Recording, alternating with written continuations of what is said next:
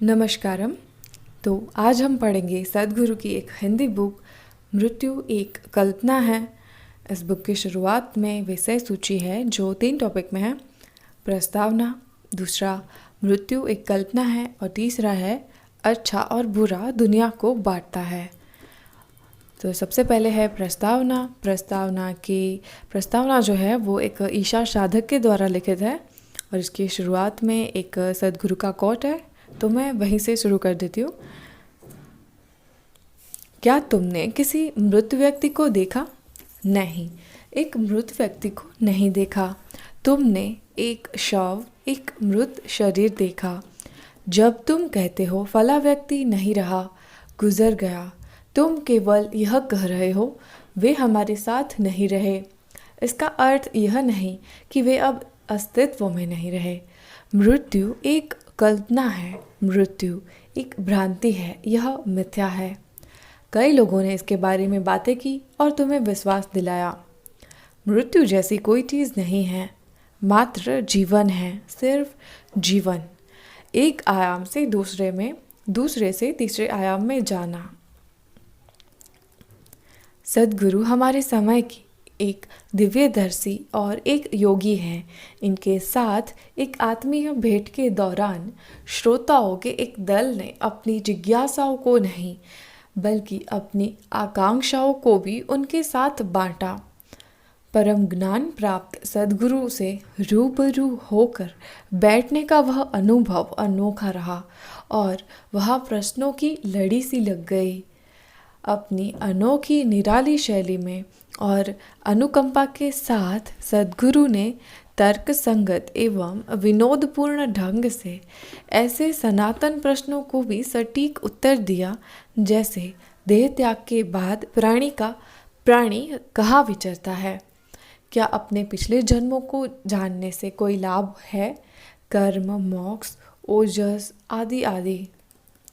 पुस्तक के प्रथम खंड में सद्गुरु मृत्यु के संबंध में आदिकाल से चली आ रही भीतियों की खोज करते हैं।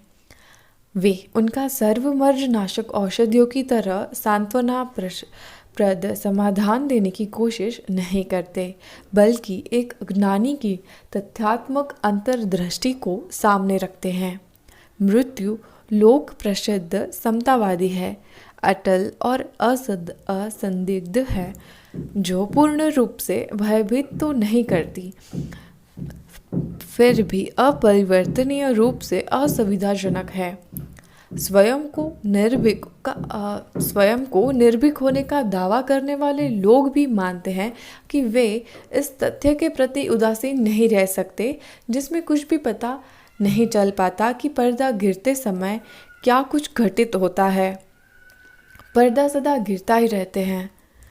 पुस्तक के दूसरे खंड में वह हमें दुनिया को देखने के अपने औपचारिक परंपरागत नज़रिए, हमारे अच्छे और बुरे के ख्याल जिससे दुनिया खंडित हो गई है, को ध्वस्त करने के लिए प्रेरित करते हैं। दुनिया देखने का यह असभ्य तरीका सिर्फ हिंसक और विभाजनक ही नहीं है, दरअसल यह मिथ्या है।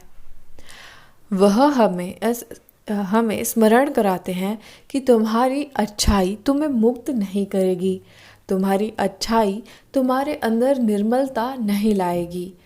इसकी कुंजी यह है कि तुम यह अनुभव करना शुरू करो कि तुम्हारे आसपास के समस्त जीवन की 100% जिम्मेदारी तुम्हारी है। अपने आसपास के जीवन के साथ पूर्ण रूप से संबंध जोड़ो। निर्मलता समावेश से आती है, अच्छाई बहिष्कार से आती है। ये किसी पंडित या दार्शनिक के साथ हुए संवाद नहीं है। इनमें शास्त्रों ग्रंथों से कोई संदर्भ नहीं दिए गए हैं, न कोई कपोल कल्पना है। धर्मोपदेश या आस्था विश्वास के निर्देशन भी नहीं हैं। देवी देवताओं या पवित्र ग्रंथ की स्तुति या नमन भी नहीं है। इनके स्थान पर यहाँ एक ऐसे व्यक्ति का ज्ञान भंडार है जो किसी भी संप्रदाय विशेष की संबंध से उन्मुक्त है। एक ऐसा व्यक्ति जिनका ज्ञान अपने निजी अनुभवों की निश्चलता में दृढ़ मूल है। इसका परिणाम है एक ऐसी पुस्तक जो साधकों के लिए आह्लादकारी है, एक ऐसी पुस्तक जो अनेक महत्वपूर्ण प्रश्नों का सार्थक एवं सटीक उत्तर देती है। यहाँ पे प्रस्तावना समाप्त होती है। अब एक सद्गुरु का कोट है जो मैं पढ़ती हूँ। सद्गुरु कहते हैं, अपने शरीर से परे प्राणी का आगे बढ़ना इस बात पर निर्भर नहीं करता कि वह संसार में क्या था और वह अपने बारे में क्या सोचता था या सब लोग उसके बारे में क्या सोचते थे। यह सिर्फ इस पर निर्भर करता है कि वह कितना जागरूक है, उसने अपने अंदर इस भौतिक शरीर के परे कितना कुछ पैदा किया है। अब नेक्स्ट टॉपिक, मृत्यु एक कल्पना है, शुरू होता है। यह शुरू होता है एक प्रश्नकर्ता के प्रश्न से जिसका उत्तर सद्गुरु देंगे। तो प्रश्नकर्ता, हमें हमेशा यह सुनने को मिलता है कि एक व्यक्ति को इस जीवन मृत्यु के चक्र से बाहर निकलना चाहिए, उसे मुक्त होना चाहिए। क्या आप इस पर कुछ प्रकाश डाल सकते हैं सद्गुरु? सद्गुरु कहते हैं, तो तुम जीवन मृत्यु के चक्र को समाप्त करने, उससे निकलने के बारे में पूछ रहे हो। मैं हमेशा कहता हूँ कि तुम्हें ऐसी किसी चीज़ पर विश्वास नहीं करना चाहिए जिसका तुमने अभी तक अनुभव नहीं किया है। यह कोई मायने नहीं रखता कि यह कौन कह रहा है। इसका अर्थ यह नहीं कि तुम उस पर अविश्वास करो, नहीं, तुम बस नहीं जानते हो। बात सिर्फ इतनी ही है। कोई व्यक्ति तुम्हें कोई कहानी सुना रहा है, तुम्हें पता नहीं है कि वह सत्य है या नहीं है। तो यदि मैं भी कुछ कहता हूँ तो उस बेकार की बात पर भरोसा मत करो, लेकिन इस पर अविश्वास भी ना करो। सिर्फ इस पर गौर करो। कोई इतने सारे लोगों के सामने बैठकर बिल्कुल बेकार की बातें, बिल्कुल बेतुकी बातें करने के लिए इच्छुक है, तो मैं ज़रा देखूं यह सब किस बारे में है।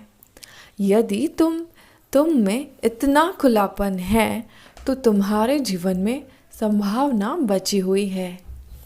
यदि तुम विश्वास करते हो तो तुम इसे मार दोगे, यदि तुम अविश्वास करते हो तब भी तुम इसे मार दोगे। समझे तुम? मृत्यु का अस्तित्व है। क्या तुम कभी मरे हो किसी भी तरह से? क्या तुम्हारी कभी मृत्यु हुई है? नहीं। क्या तुमने कभी किसी मृत व्यक्ति को देखा है? तुमने देखा? कहाँ? प्रश्नकर्ता, अंतिम संस्कार के समय। सद्गुरु कहते हैं, अंतिम संस्कार में तुमने एक मृत व्यक्ति को देखा? तुमने एक शव, एक मृत शरीर देखा। क्या तुमने एक मृत व्यक्ति को देखा? नहीं, तुम एक मृत व्यक्ति को नहीं देखा। तुमने इसका अनुभव नहीं किया। या तुम किसी से मिले हो या तुम किसी से मिले हो जो मर गया हो और उसने तुम्हें वापस आकर बताया हो कि मैं इस तरह से मरा था? नहीं, तुम मरे नहीं हो।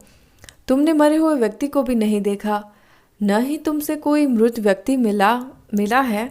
तो बेकार का विचार कहाँ से आया तुम्हारे मन में कि तुम मरोगे? मृत्यु एक कल्पना है।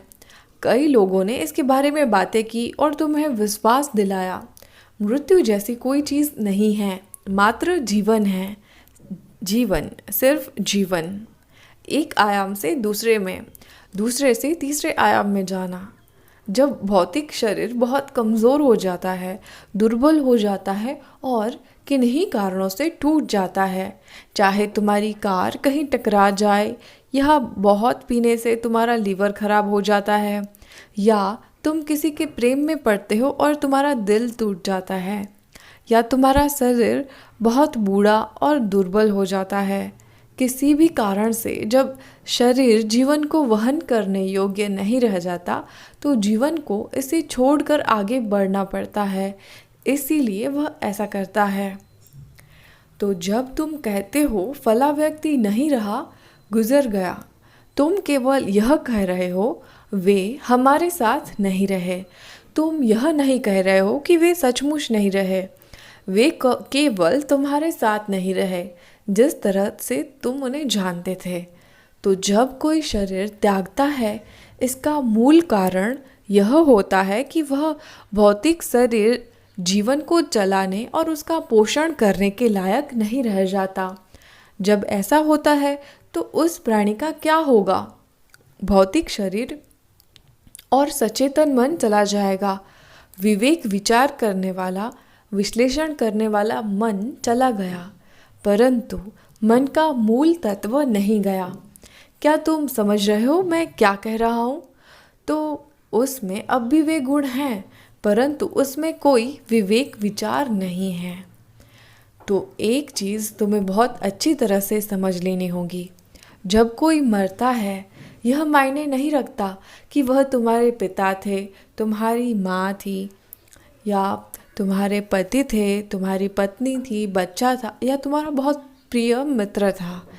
जिस क्षण वह शरीर छोड़ता है, उसका तुमसे कोई संबंध नहीं रह जाता, क्योंकि जो भी वह तुम्हारे बारे में जानते थे वह सब भौतिक था, है कि नहीं?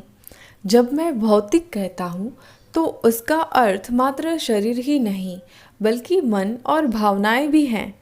तुम उस व्यक्ति के बारे में जो कुछ भी जानते हो और वह व्यक्ति तुम्हारे बारे में जो कुछ भी जानता है, वह या तो भौतिक शरीर के स्तर पर है या मन और भावना के स्तर पर है। ये सारी चीज़ें उसी भौतिक की सीमा में आती है। तो जब वह भौतिक को छोड़ देता है, ये सारी चीज़ें भी चली जाती है और फिर मैं या मेरे मृत पिता जैसी कोई चीज़ नहीं रह जाती। जैसे ही वे मरे कि अब वे तुम्हारे पिता नहीं रहे, वे जा चुके, अब खत्म हो गए। तो जैसे जैसे यह विवेक विचार करने वाला मन चला जाता है, वह प्राणी अपनी प्रवृत्तियों के अनुसार आगे बढ़ेगा। यही कारण है कि भारत में व्यक्ति की मृत्यु जिस प्रकार होती है, उसे इतना अधिक महत्व दिया जाता है, ताकि वह जिन प्रवृत्ति को लेकर आगे बढ़ता है, उन्हें हम एक खास तरह से स्थापित कर सकें। यह मायने नहीं रखता कि उस व्यक्ति ने किस तरह का जीवन जिया है, किंतु जब अंतिम क्षण में हम राम राम या किसी अन्य पावन नाम का उच्चारण करते हैं, इसके पीछे मूल विचार यही है कि मरने वाले में थोड़ी जागरूकता पैदा की जाए, जिससे वह किसी भय या लालच के माहौल में प्राण त्याग न करे। क्योंकि एक अवस्था से दूसरी अवस्था में प्रस्थान करने का वह अंतिम क्षण बहुत प्रबल रूप में उस व्यक्ति का गुण बन जाता है। उसके आगे की यात्रा के लिए यही उसकी प्रमुख प्रवृत्ति बन जाती है। इसे तुम आज रात सोते समय आजमा सकते हो। उस अंतिम क्षण में जब तुम जागृत अवस्था से निद्रा अवस्था में प्रवेश कर रहे होते हो, तब ध्यान देना कि तुम उस वक्त जागरूक रह सको। तुम देखोगे कि अगर तुम जागरूक रहने की कोशिश करते हो तो तुम जगे रहोगे। जब तुम अपनी जागरूकता खो दोगे, तभी तुम निद्रा में प्रवेश करोगे। किंतु यदि तुम उस क्षण में जागरूकता बनाए रखने में समर्थ रहे, तो कुछ अद्भुत चीज़ घटित होगी। यदि तुम जागरूक न रह सको, तो निद्रा के उन चंद क्षणों में स्वयं में कुछ गुण लाने की कोशिश करना। यूँ कहें कि तुम अपने अंदर बहुत ही प्रेमपूर्ण रहो या अपने अंदर अत्यधिक प्रसन्नता का अनुभव करो, तुम देखोगे कि यह गुण तुम्हारी निद्रा अवस्था के दौरान निरंतर जारी रहेगा। यदि तुम जागरूक अवस्था से निद्रा अवस्था में जाने के अंतिम क्षणों में कुछ गुण ला सकते हो, तो वह गुण बराबर जारी रहेगा। ठीक यही बात मृत्यु के साथ भी घटित होती है। यदि अंतिम क्षणों में अपने अंदर कुछ गुण लाए जाए, तो वह गुण आगे भी जारी रहेगा। इसी समझ के कारण भारत में जब लोग मरना चाहते हैं, तो वे अपने निवास स्थान में नहीं मरना चाहते, वे काशी जाकर मरना चाहते हैं। तुम जानते हो ना, अभी भी लोग वहाँ जाते हैं। काशी नगरी मोक्ष नगरी कहलाती है। लाखों लोग वहाँ जाकर मृत्यु की प्रतीक्षा में बैठे रहते हैं, क्योंकि सदियों से काशी सिद्ध ज्ञानी महात्माओं का केंद्र स्थान रही है। अब तो नहीं, पहले वह केंद्र हुआ करती थी। इसीलिए लोग समझते थे यदि वे वहाँ जाकर देह त्याग करेंगे तो कहीं से अदृश्य सहायता मिलेगी और वे सही मनोदशा लेकर सही स्थिति में प्राण त्याग कर सकेंगे। यदि जीवन ऊर्जा अत्यधिक प्रचंड हो जाती है तो तुम शरीर में नहीं बने रह सकते। यदि जीवन ऊर्जा बहुत क्षीण हो जाती है तब भी तुम शरीर में नहीं बने रह सकते। तो जीवन मृत्यु का जो यह चक्र है, माना कि शरीर किसी कारण से नष्ट हो जाता है पर प्राण ऊर्जा तब भी कंपायमान रहती है। शरीर टूट जाता है, चाहे जैसे भी हो, चाहे तुम खुद को गोली मार लो या टक्कर खाओ या नशे में धुत होकर खत्म हो जाओ या कुछ भी करो। यदि प्राण ऊर्जा क्षीण नहीं होती किंतु शरीर किसी वजह से टूट जाता है या नष्ट हो जाता है, तब इस प्राणी का परागमन काल बहुत लंबा होता है। एक दूसरा शरीर धारण करने में इसे कुछ वक्त लगता है, क्योंकि ऊर्जा की वह कंपनशीलता अभी भी कायम रहती है और उसे स्वयं को क्षीण करना होता है। जब तक यह ऊर्जा क्षीण नहीं होती, वह प्राणी दूसरा शरीर नहीं पा सकता। यदि तुम्हें यह शरीर त्यागना है तो तुम्हारी ऊर्जा को क्षीण होना चाहिए। यदि तुम्हें दूसरे शरीर में प्रवेश करना है तो तुम्हारी ऊर्जा को क्षीण होना चाहिए। यही समाधि कही जाती है, जहाँ तुम चेतना पूर्वक जीवन ऊर्जा की तीव्रता को कम करते हो। उस दशा में तुम इतने क्षीण हो जाते हो कि यदि तुम चाहो तो अपने शरीर से बाहर निकल सकते हो और तुम किसी और चीज़ में प्रवेश कर सकते हो। यह संभव होता है क्योंकि तुम्हारी ऊर्जा एकदम क्षीण हो जाती है।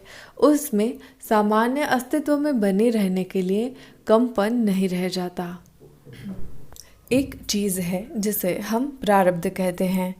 तुमने प्रारब्ध शब्द सुना है? एक जीवन काल के लिए आवंटित कर्म को प्रारब्ध कहते हैं। व्यक्ति को इसे अपने जीवन काल में समाप्त करना होता है, क्योंकि तुम्हारे जो भी संचित कर्म हैं, यदि वे सारे एक ही जन्म में मिल जाए तो तुम जी नहीं सकोगे। तुम्हारा एक भंडार घर है, एक गोदाम जिसका नाम संचित कर्म है। तुम उन सारे कर्मों का जो तुम्हारे भंडार घर में हैं एक साथ निर्वाह नहीं कर सकते हो, इसलिए उसका कुछ अंश तुम्हें इस जीवन में विसर्जित करने के लिए दिया जाता है। परंतु सामान्यतः लोग पुराने कर्मों से निपटने के बजाय और नए कर्म इकट्ठा कर लेते हैं। संचित कर्म के एक अंश से निपटने की प्रक्रिया में वे एक और बड़ा अंश बटोर लेते हैं और यह चक्र चलता ही रहता है। यह चक्र चलता ही रहेगा इसलिए नहीं क्योंकि तुम्हें कोई दंड या पुरस्कार दिया जा रहा है। यह तो बस प्रकृति है जो अपना चक्र पूरा करती रहती है। तो जब तुम्हारे अंदर एक खास जागरूकता पैदा होती है, इसलिए नहीं कि तुम कुछ पढ़ते हो, बल्कि तुम कहीं ना कहीं इस चक्र की अर्थहीनता को महसूस करने लगते हो। यह सब सुंदर है और हम इसका आनंद भी ले रहे हैं, परंतु ऐसे ही बस चलते रहना इसका कोई मतलब नहीं बनता। यह जब जागरूकता पैदा होती है तभी तुम मुक्ति की बात करते हो। मुक्ति का अर्थ है तुम इस जीवन मरण की प्रक्रिया से छुटकारा पाना चाहते हो, इसलिए नहीं कि तुम दुख या पीड़ा का अनुभव करते हो।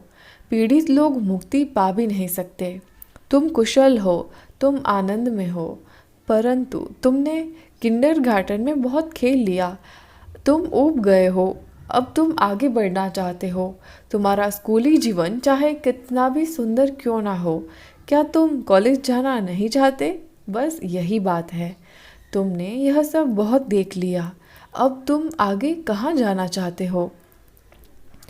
तो यह प्राणी इस मैं को अभी तुम चाहे जिस भी नाम से जानते हो, यह एक बुलबुले की तरह है।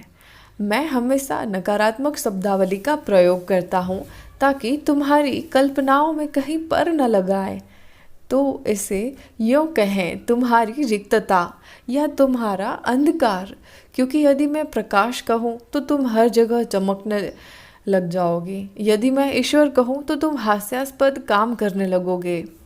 तुम रिक्तता या अंधकार के बारे में ज़्यादा कुछ कल्पना नहीं कर सकोगे, है कि नहीं? तुम अपने अंधकार के बारे में किसी से बात करना नहीं चाहोगे। परंतु यदि मैं कहूँ कि तुम ज्योति स्वरूप हो, प्रकाश हो, तो तुम बाहर जाकर अपने पड़ोसी से कहना चाहोगे, मैं एक दिव्य प्रकाश हूँ। इसलिए हम हमेशा नकारात्मक शब्दावली का प्रयोग करते रहते हैं, जिससे कि तुम्हारी कल्पनाशीलता तुम्हें उड़ा न ले जाए और तुम्हें विभ्रांत न कर दे। तुम्हारे भीतर का यह रिक्त स्थान एक बुलबुले के समान है। कर्म इस बुलबुले की दीवार है। बिना कार्मिक तत्व के तुम्हारा कोई अस्तित्व नहीं है। कर्म तुम्हारा शत्रु नहीं है। केवल कार्मिक तत्व के कारण तुम इस शरीर से चिपके हुए हो। यदि तुम्हारे समस्त कर्मों को मिटा दिया जाए तो तुम इस शरीर में नहीं टिक सकते।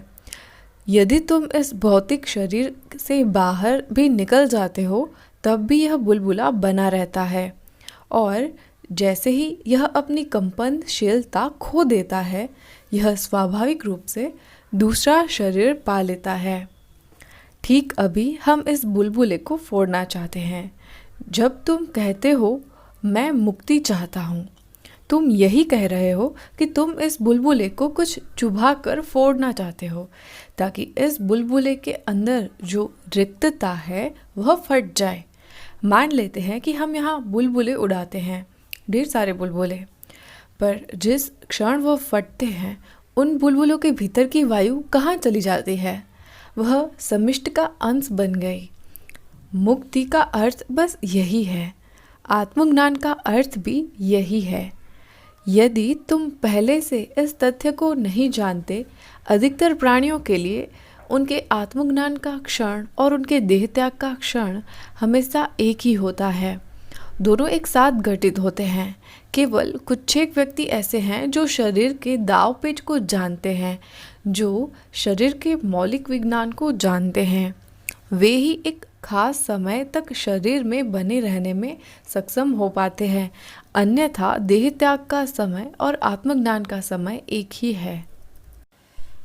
यदि जीवन ऊर्जा बहुत तीव्र हो जाती है तो तुम शरीर में नहीं बने रह सकते हो। यदि जीवन ऊर्जा अति क्षीण हो जाती है तब भी तुम शरीर में नहीं बने रह सकते हो। सिर्फ एक खास स्तर की तीव्रता में ही तुम शरीर में बने रह सकते हो। यदि तुम तीव्रता को एक निश्चित स्तर से ज़्यादा बढ़ा लेते हो तो तुम इस शरीर को छोड़ दोगे। यदि तुम इसे खास स्तर से नीचे ले जाते हो तब भी तुम शरीर छोड़ दोगे। इसलिए दो तरह के योग हैं जिन्हें तुम संसार में देख सकते हो। एक तो है शरीर विच्छेदन, जिससे तुम क्षण हो जाते हो ताकि तुम प्रस्थान कर सको। दूसरा है तीव्रता को इतना अधिक बढ़ा लेना कि भौतिक शरीर तुम्हें धारण न कर सके। इसलिए यदि यह बहुत तीव्र हो जाती है या बहुत क्षीण हो जाती है तो दोनों तरह से भौतिक शरीर तुम्हें धारण नहीं कर सकता। तो दो तरह के योग किए जा रहे हैं, एक क्षीण होने के लिए, दूसरा तीव्र होने के लिए। सामाजिक स्तर पर तीव्र बनाने वाले को अधिकतर स्वीकार किया जाता है, मगर इससे कोई फर्क नहीं पड़ता कोई तुम्हारे बारे में क्या सोचता है। जहाँ तक अस्तित्व का सवाल है उसका कोई औचित्य नहीं होता। इसका कोई सामाजिक सरोकार हो सकता है, परंतु दुनिया तुम्हारे बारे में क्या सोचती है अथवा तुम खुद अपने बारे में क्या सोचते हो, इनका अस्तित्व के स्तर पर कोई औचित्य नहीं होता। जब तुम आध्यात्मिकता की बात करते हो तो तुम यह देख रहे हो कि अस्तित्व के स्तर पर कैसे प्रगति करनी है, सामाजिक स्तर पर नहीं। मनोवैज्ञानिक स्तर पर नहीं या भावनात्मक स्तर पर नहीं। तुम अस्तित्व के स्तर पर निरंतर आगे बढ़ना चाहते हो। तुम वास्तव में कहीं पहुंचना चाहते हो, क्योंकि तुम्हारी भावनाएं, तुम्हारा समाज, तुम्हारा मनोविज्ञान सब कुछ कल्पना मात्र है, विशुद्ध कल्पना है। तुम्हें यहाँ पसंद नहीं है, परंतु क्या ऐसा नहीं है? हो सकता है कोई बहुत सुखद कल्पना हो, पर फिर भी है तो कल्पना ही, है कि नहीं? इसीलिए अपने शरीर से परे प्राणी का आगे बढ़ना इस बात पर निर्भर नहीं करता कि वह संसार में क्या था और वह अपने बारे में क्या सोचता था या सब लोग उसके बारे में क्या सोचते थे। यह सीधे इस पर निर्भर करता है कि वह कितना जागरूक है। उसने अपने अंदर इस भौतिक शरीर के परे कितना कुछ पैदा किया है, क्योंकि जब तक तुम इस शरीर में हो तभी तक तुम सचेतन कर्म कर सकते हो। जैसे ही तुम शरीर छोड़ देते हो, फिर कोई सचेतन कर्म संभव नहीं होता, क्योंकि बुद्धि का विवेक विचार वाला विभेदनकारी आयाम तुमसे अलग हो जाता है। मानव जन्म क्यों इतना मूल्यवान है? इसका मुख्य कारण यही है।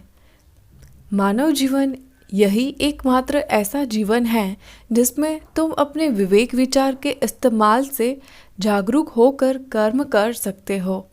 इससे कोई फर्क नहीं पड़ता कि अभी तक तुमने किस तरह का जीवन जिया है, तब भी तुम इस क्षण में जागरूक होकर कर्म कर सकते हो, है कि नहीं? अभी तक तुमने बहुत विविध सा जीवन जिया है, इससे कोई फर्क नहीं पड़ता, फिर भी तुम इस क्षण जागरूक होकर कर्म कर सकते हो। यह स्वतंत्रता और निर्णय लेने का अधिकार सदैव तुम्हारे पास है। तो यदि यह चेतना जागती है और एक खास स्तर की तीव्रता पैदा होती है, या यदि तीव्रता को एक खास स्तर के नीचे लाया जाता है, दोनों तरह से तुम्हारा इस शरीर में बने रहना नामुमकिन हो जाता है। जब एक ऐसी स्थिति पैदा होती है, तब तुम्हारे लिए उस बुलबुले को पूर्ण रूप से फोड़ना की संभावनाएं पैदा होती है। यदि तुम उस बुलबुले को फोड़ना चाहते हो और तब भी शरीर को रखना चाहते हो, तब तुम्हें आंतरिक इंजीनियरिंग की आवश्यकता होगी। शरीर को बनाए रखने के लिए तुम्हें सारी युक्तियों को जानना ज़रूरी होता है, या तुम्हें कुछ सचेतन कर्म करने पड़ते हैं। इसके लिए लोग कई प्रकार की चीज़ें करते हैं। मैं अपने बारे में बोलना नहीं चाहता, क्योंकि मेरे साथ कई चीज़ें घटित होती रहती है। उदाहरण के लिए रामकृष्ण परमहंस को लेते हैं। रामकृष्ण एक बहुत प्रगाढ़ चेतना थे और एक बहुत अद्भुत व्यक्ति थे। कई मायनों में वे सभी सीमाओं से परे थे, लेकिन भोजन को लेकर वे बस पागल रहते थे। वे शिष्यों की मंडली के साथ बातें करते करते रुको, उसके बाद वे रसोई में जाकर अपनी पत्नी शारदा से पूछते थे, आज क्या बन रहा है? वह इतनी लज्जित हो जाती, यह आदमी भगवान की तरह है, हर व्यक्ति इनकी पूजा करते हैं, लेकिन ये भोजन को लेकर इतने बावले हैं। सभी धर्म ग्रंथ तुमसे कहते हैं कि अगर तुम आध्यात्मिक हो रहे हो तो तुम्हें भोजन में कोई आसक्ति नहीं होनी चाहिए, है कि नहीं? यह आदमी है, यहाँ एक आदमी है जिसकी पूजा ईश्वर के रूप में की जाती है, और यह आदमी भोजन को लेकर पागल रहता है। उन्होंने रामकृष्ण से कई बार पूछा, लेकिन वे उत्तर देना बस टाल जाते थे। हर रोज़ शारदा थाली में उनको भोजन परोसती थी और वे हमेशा झूले में बैठकर खाते थे। एक दिन शारदा को बहुत बुरा लगा और वे उनसे बोली, आपके व्यवहार को देखकर मुझे शर्म आती है। आप भोजन को लेकर इतने पागल क्यों हैं? वे लोग जो आकर आपके सामने बैठते हैं, वे भोजन के संबंध में नहीं सोचते हैं, वे बिना भोजन के ही यहाँ बैठे रहने को राजी है, लेकिन आप भोजन को लेकर इतने बावले हैं, ऐसा क्यों? तब उन्होंने कहा, शारदा, जिस दिन तुम मेरे पास थाली लेकर आओगी, तुम जानते हो देश के उस भाग में थाली में भोजन पहले ही परोसा जाता है। विशेषकर बंगाल में थाली बड़ी होती है और सारे व्यंजन पहले से परोसे हुए होते हैं। रामकृष्ण परमहंस हमेशा झूले पर बैठकर मज़े से खाना खाते थे। तो रामकृष्ण ने कहा, शारदा, जिस दिन तुम मेरे पास थाली लेकर आओगी और अगर मैंने उसमें कोई रुचि नहीं दिखाई तो समझ जाना कि मेरे अब केवल 3 दिन ही बचे हुए हैं। 6 साल बाद उनके उस नियमित स्थान झूले पर जब शारदा उनके लिए थाली परोस कर लाई तो रामकृष्ण ने भोजन में कोई रुचि नहीं दिखाई। उन्होंने अपना मुंह मोड़ लिया। फिर वे जान गई कि अब समय आ गया है और वे विलाप करने लग गई। रामकृष्ण ने कहा, अब रोने से कोई फायदा नहीं है, अब समय आ गया है। एक सचेतन इच्छा पैदा करने के लिए वे भोजन को सचेतन कर्म के रूप में इस्तेमाल कर रहे थे, अपने शरीर में किसी तरह बने रहने के लिए।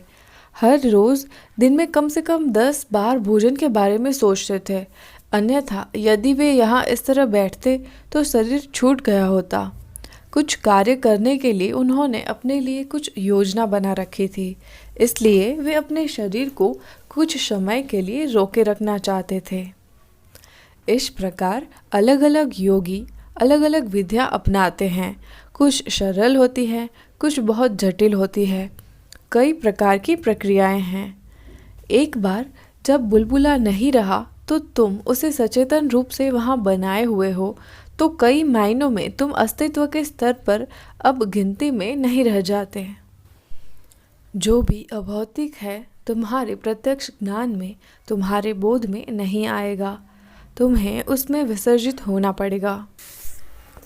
प्रश्नकर्ता अगला प्रश्न पूछते हैं, आपने विभिन्न प्रकार के शरीरों का वर्णन किया और फिर आपने कहा कि एक ऊर्जा शरीर होता है और एक परागमन शरीर भी होता है। इन दोनों में क्या अंतर है? सद्गुरु कहते हैं, सामान्यतः परागमन शरीर को अंग्रेजी में इथेरिक शरीर यानी आकाशीय शरीर कहा जाता है। लोग ईथर की बातें करते हैं। तुम जानते हो ईथर क्या है? ईथर अभौतिक है। सामान्यतः ईथर को अभौतिक अर्थात भौतिक गुणों से रहित माना जाता है, परंतु यह पूर्णतः अभौतिक नहीं है। यह भौतिक एवं अभौतिक के बीच की अवस्था है।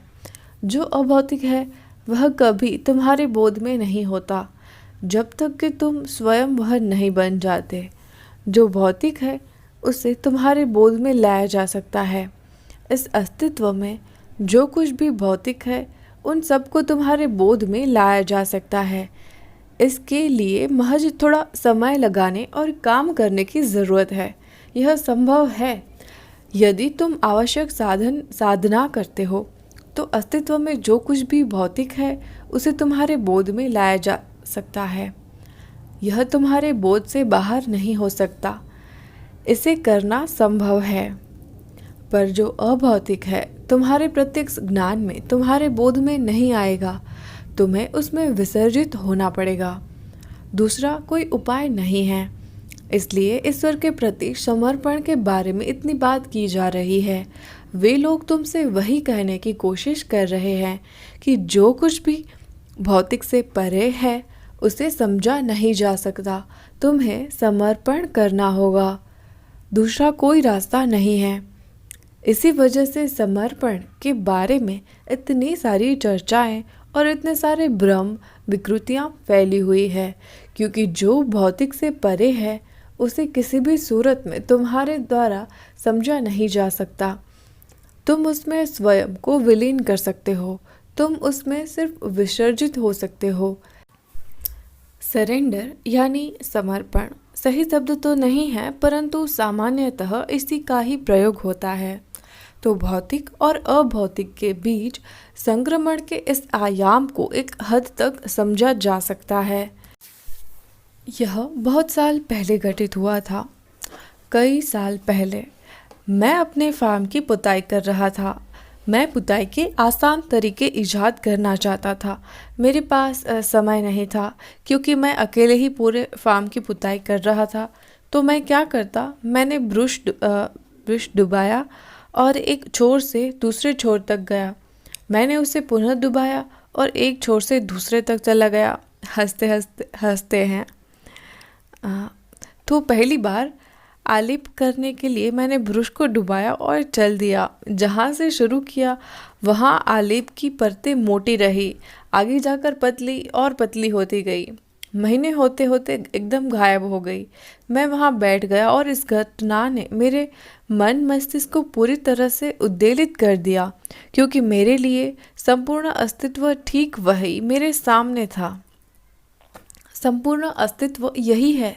जो भी स्थूल है वह सूक्ष्म से सूक्ष्मतर होता जाता है और अंततः अभौतिक बन जाता है।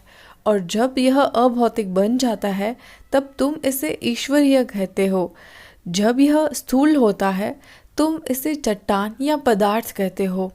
पदार्थ से अपदार्थ बनने के बीच में स्थूलता और सूक्ष्मता के कई स्तर होते हैं। संपूर्ण अस्तित्व ऐसा ही है। तो जहाँ पहुँचकर रंग बहुत पतला हो जाता है तुम उसी बिंदु की बात कर रहे हो। तुम्हारे मन मस्तिष्क ने तुमसे कई बार झूठ बोला, परंतु तुम्हारे शरीर ने कभी तुमसे झूठ नहीं बोला। प्रश्नकर्ता अगला प्रश्न पूछते हैं, गुरुजी, क्या अपने पिछले जन्मों को जानने से कोई लाभ है?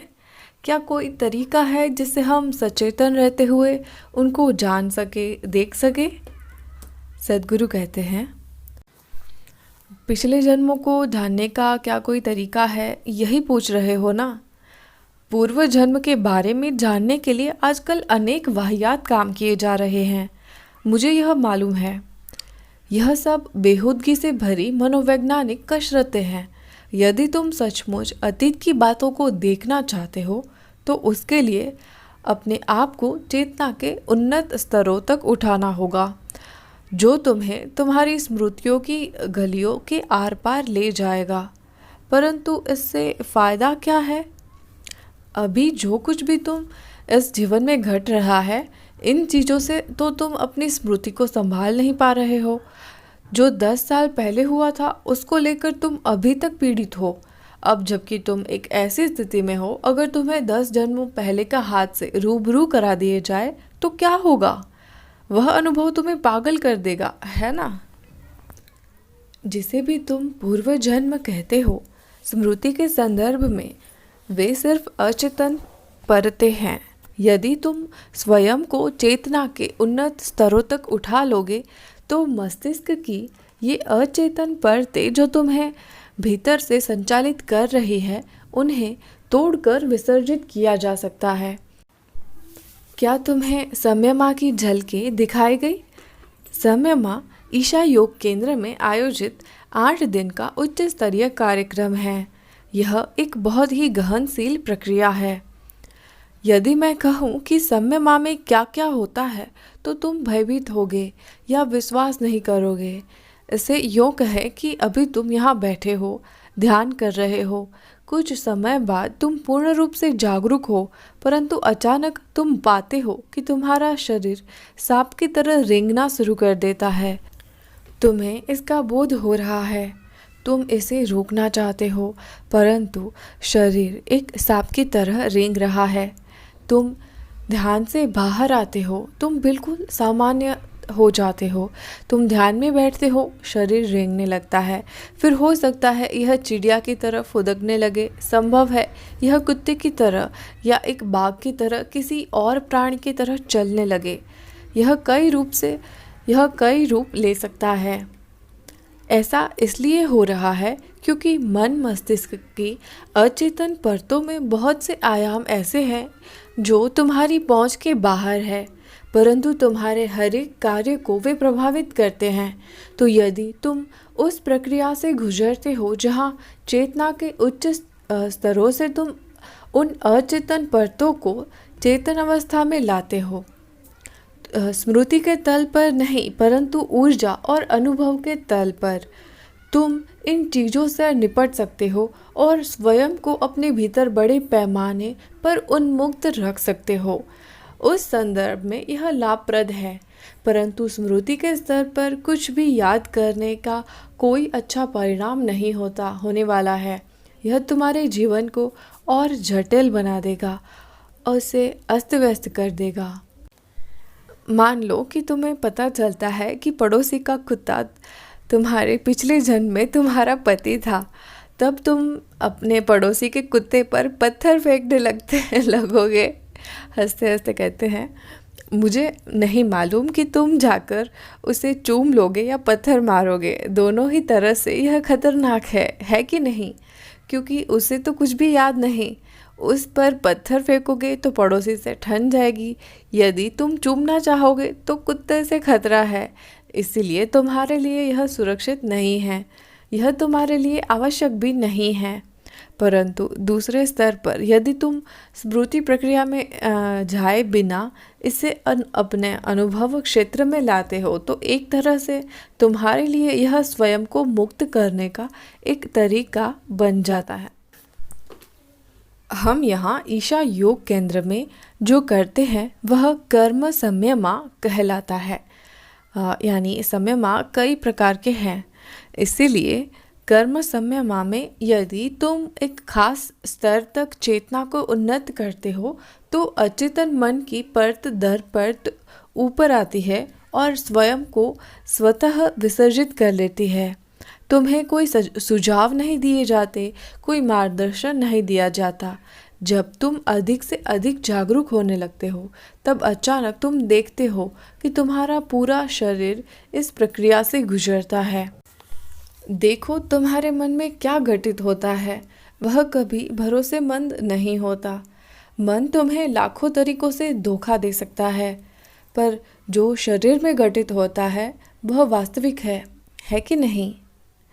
क्या तुम्हारे शरीर ने तुमसे कभी झूठ बोला है? तुम्हारे मन ने लाखों बार तुमसे झूठ बोला है, क्या ऐसा नहीं है? शरीर ने तुमसे कभी झूठ नहीं बोला।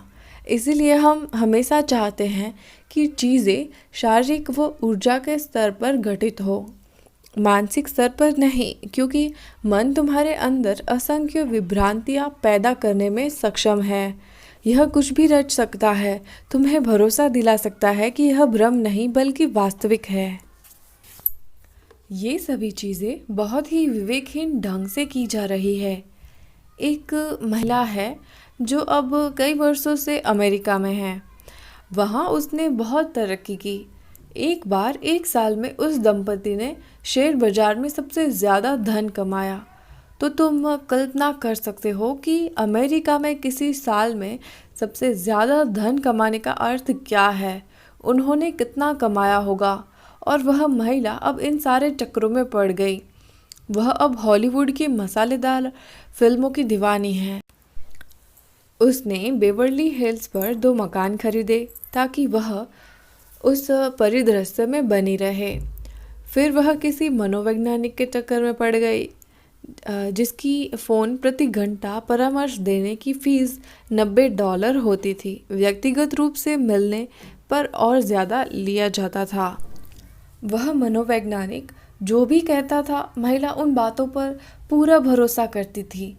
एक दिन उसने कहा, तुम्हारे पिछले जन्म में टॉम क्रूज तुम्हारा पति था और रिचर्ड गियर तुम्हारे पिता, इसलिए तुम उनके बस आसपास रहो। वे आज नहीं तो कल तुम्हें ज़रूर पहचान लेंगे। उस महिला का पति इन सब से बहुत परेशान हुआ क्योंकि महिला किसी भी तरह से टॉम क्रूज की नज़र में आना चाहती थी। वह पार्टियां देती थी, उसके आसपास घर खरीदती। पति बिल्कुल पागल हुआ जा रहा था। तभी यह बात मेरी जानकारी में आई और किसी तरह से वह महिला मेरे पास आ गई। वह 100% इसे सही मानती थी कि पिछले जन्म में टॉम क्रूज उसका पति था। मैं जानता था कि वह इस पर अड़ी हुई है, इसलिए मैंने कहा ठीक है, ऐसा रहा होगा। पर मैं भी टॉम क्रूज को पिछले जन्म में जानता था। वह अपने पिछले जन्म में सबसे बदसूरत लोगों में से एक था। क्या तुम यह जानती हो? उसने कहा, भला यह कैसे संभव है? उसने कभी सोचा नहीं था कि उसका पिछले जन्म में दूसरा शरीर रहा होगा। उसने सोचा कि वह वैसा ही रहा होगा जैसा अभी है। इसलिए मैंने कहा, मैं उसे पिछले जन्म में बहुत अच्छी तरह से जानता था। वह इतना कुरूप था कि कोई उसे बर्दाश्त नहीं कर सकता था। क्या तुम्हें याद है? वह एकदम पागल हो गई। तो पूर्व जन्म की बातें लोगों के साथ यही सब कर रही है। उन्हें पागल बना देती है और उन्हें तमाम तरह की सनकी बातों व चीज़ों में उलझा रही है। इसका यह उद्देश्य नहीं है। मानवीय प्रकृति का एक अंश है जो विस्तार पाना चाहता है, जो असीम होना चाहता है। प्रश्नकर्ता अगला प्रश्न पूछते हैं, गुरुजी, क्या आप ओजस विषय पर कुछ कह सकते हैं? एक बार आपने इसकी चर्चा की थी। सद्गुरु कहते हैं, देखो, 3 मुख्य क्रियाएं हैं जो इस भौतिक शरीर को चलाने के लिए जरूरी है। श्वसन, सांस लेना, पोषण, भोजन ग्रहण करना, उत्सर्जन, मल मूत्र त्यागना। यदि तुम्हारे कोई विचार नहीं हैं, कोई भावनाएं नहीं हैं, तब भी तुम चल सकते हो, है कि नहीं? यदि तुम ध्यान न करो तब भी तुम चल सकते हो। पर श्वसन, पोषण और उत्सर्जन जरूर होते रहना चाहिए। ये 3 नितांत आवश्यक क्रियाएं हैं जिनका होना इस भौतिक शरीर को चलाने के लिए अनिवार्य है। तो ये तीनों क्रियाएं मुख्य रूप से भौतिक तत्वों को एक रूप से दूसरे रूप में बदलने में सहायक होती है। उदाहरण के तौर पर खेती को देखो। खेती का मतलब क्या है? तुम माटी को भोजन में बदलते हो। पाचन, तुम भोजन को मांस, मज्जा और मल में बदलते हो। ये सब अलग अलग प्रक्रियाएं हैं जिनसे तुम एक भौतिक अवस्था को दूसरी भौतिक अवस्था में बदल रहे हो। तुम एक गाजर खाते हो, तुम उसे एक मनुष्य में बदलते हो। जबरदस्त काम है ये, है कि नहीं? आसान काम नहीं है। तुम एक साधारण सी सब्जी खाते हो और तुम इसे एक मनुष्य में बदल देते हो। यदि यह विकास के स्तर पर घटित होना हो तो इसमें कम से कम 1 करोड़ साल लगेंगे। तुम सिर्फ एक दोपहर में ऐसा कर देते हो। यह कोई मामूली प्रक्रिया नहीं है। तुम जो काम कर रहे हो उसकी महत्ता और चमत्कार को जाने बिना तुम करते जा रहे हो। यदि तुम समझते हो और इस चमत्कार को असल में अनुभव करते हो कि तुम जल और भोजन जैसी सामान्य चीज़ों को मानवीय संभावनाओं में बदल रहे हो, निश्चय ही यह बहुत ही अद्भुत एवं विराट कार्य है कि नहीं? तो एक भौतिक वस्तु को दूसरी भौतिक वस्तु में बदलना एक प्राकृतिक प्रक्रिया है जो निरंतर तुम्हारे भीतर चल रही है। यही प्रकृति है। यदि तुम प्रकृति के नियमों के अनुसार चलते हो तो स्वाभाविक रूप से स्वयं को सुरक्षित रखना सबसे प्रमुख मूल प्रवृत्ति है और प्रमुख प्रक्रिया भी। ये 3 क्रियाएं, श्वसन, पोषण और उत्सर्जन, ये तीनों भी इसी आत्म संरक्षण से जुड़ी है। तो यदि स्वयं को सुरक्षित रखने की क्रिया ठीक से हो रही है तो भौतिक अस्तित्व जिस अगली क्रिया की मांग करती है वह है प्रजनन। परंतु वह भी एक प्रकार से आत्म संरक्षण ही है, अपनी जाति का संरक्षण, है कि नहीं? तो प्रजनन को भी आत्म संरक्षण कहा जा सकता है। यह आत्म संरक्षण का दूसरे दर्जे का स्तर है। परंतु भौतिक तो केवल आत्म संरक्षण को ही जानता है, इसके अलावा कुछ भी नहीं जानता। केवल आत्म संरक्षण, और यह अच्छा है। यदि भौतिक में आत्म संरक्षण की कोई समझ नहीं होती तो तुम अस्तित्व में न होते। अब तुम अपने अंदर एक उच्च स्तरीय आयाम पर ध्यान देना चाहते हो। प्रकृति का एक और अंश तुम्हारे अंदर है जो विस्तार पाना चाहता है, जो कुछ और बन जाना चाहता है, जो सीमित दायरे में बंधकर नहीं रहना चाहता, यह असीम हो जाना चाहता है। सीमाएं सदैव भौतिक आयाम में होती है। भौतिक का अर्थ है 2 सीमाओं के बीच बंधा हुआ, है कि नहीं? बड़ी या छोटी इससे फर्क नहीं पड़ता, हमेशा 2 सीमाओं के बीच। अभौतिक का अर्थ है सीमाएं न होना। तो भौतिक से अभौतिक की ओर जाने का अर्थ सीमित से असीमित होना भी है। अभी सीमित से असीमित होने के लिए तुम्हारे पास कोई वाहन नहीं है। अभी जो कुछ भी तुम्हारे पास है वह भौतिक है। इसलिए तुम अपने लिए एक वाहन बनाने की कोशिश कर रहे हो जो अभौतिक हो। परंतु फिर भी वह अपना एक खास रूप बनाए रखे। ओजस वही आयाम है जहाँ तुम अपनी अभौतिक ऊर्जाओं को पैदा करते हो, परंतु फिर भी इसका अपना एक रूप होता है, इसीलिए इसका एक वाहन की तरह इस्तेमाल किया जाता है। यदि तुम अपने चारों ओर पर्याप्त ओजस पैदा कर लो तो इस अस्तित्व में तुम्हारा मार्ग सुगम हो जाएगा। तुम देखोगे कि जीवन तुम्हारे लिए प्रयास रहित हो जाएगा, एकदम सहज और अनायास। तुम जहाँ भी जाओगे बड़ी सहजता से पहुँच जाओगे। तुम्हारे चारों ओर भले ही उथल पुथल मची रहे, तुम्हारा मार्ग निर्दंड होगा। तुम निर्बाध चलते रहोगे। जब तुम इस स्थिति में पहुंचोगे, जीवन में बड़े से बड़ा खतरा मोल ले सकते हो, जोखिम उठा सकते हो। पता है, तुम बड़े दुस्साहसपूर्ण जीवन बिता सकते हो। दूसरे लोग सोचेंगे कि तुम बड़े दुस्साहसी हो, परंतु तुम जानते हो कि तुम कहाँ जा रहे हो, तो इसमें कोई परेशानी नहीं होगी। तुम इस तरह से जी सकते हो कि दूसरे लोग सोचेंगे कि तुम अति मानव हो, केवल इसलिए कि तुम्हारे सिर के चारों ओर ओजस का प्रकाश वलय चमक रहा होता है। अस्तित्व में तुम्हारा मार्ग अबाध और सर्वथा सुगम हो जाता है। सुदूर पूर्व की संस्कृतियों में एक आत्मज्ञानी व्यक्ति को एनसो कहा जाता है। एनसो यह जापानी भाषा के इस शब्द का अर्थ है वृत्त। यह जैन से संबंध अवधारणा है। जापानी लेखन पद्धति में एनसो आत्मज्ञान, शक्ति, सुंदरता, ब्रह्मांड और शून्य का प्रतिनिधित्व करता है। एनसो का अर्थ होता है वृत्त। लोग उसे वृत्त क्यों कहते हैं? क्योंकि वृत्त एक ऐसा आकार है जिसमें सबसे कम प्रतिरोध होता है। तुम्हारी कार या मोटर साइकिल के पहिए गोलाकार क्यों होते हैं, आयताकार या त्रिकोण क्यों नहीं? क्या तुम कल्पना कर सकते हो कि तुम वर्गाकार पहियों पर कैसे सवारी करोगे? वे गोलाकार इसीलिए होते हैं क्योंकि वृत्त का आकार सबसे कम प्रतिरोधी होता है। कभी भी कोई भी गतिशील भाग गोलाकार ही होता है क्योंकि उसमें सबसे कम प्रतिरोध होता है। तो यदि तुम अपने चारों ओर पर्याप्त ओजस पैदा कर लो तो तुम गोलाकार हो जाओगे। शरीर से नहीं, कृपया शरीर से कहीं गोल न हो जाना। हंसते हंसते कहते हैं, ठीक है। अपने अस्तित्व में तुम गोलाकार हो जाते हो ताकि अस्तित्व से तुम्हारा निकास सबसे कम प्रतिरोध के साथ हो। ओजस यह संभावना पैदा करता है। Page number 23। अच्छा और बुरा दुनिया को बांटता है। सद्गुरु कहते हैं, जैसे ही तुम किसी चीज़ को अच्छे या बुरे की पहचान देते हो, तुम केवल दुनिया को विभाजित कर रहे हो।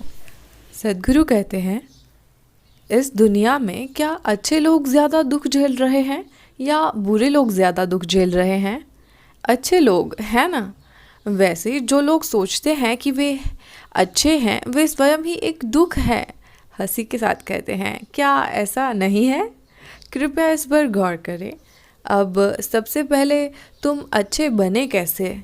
यानी कुछ लोगों की ओर इशारा करते हुए, वह अच्छा नहीं है, वह अच्छी नहीं है, वह अच्छा नहीं है। इन लोगों की तुलना में मैं एक अच्छा व्यक्ति हूँ। यह विचार तुम्हारे मन में कहाँ से आया कि तुम अच्छे हो? मुझे बताओ।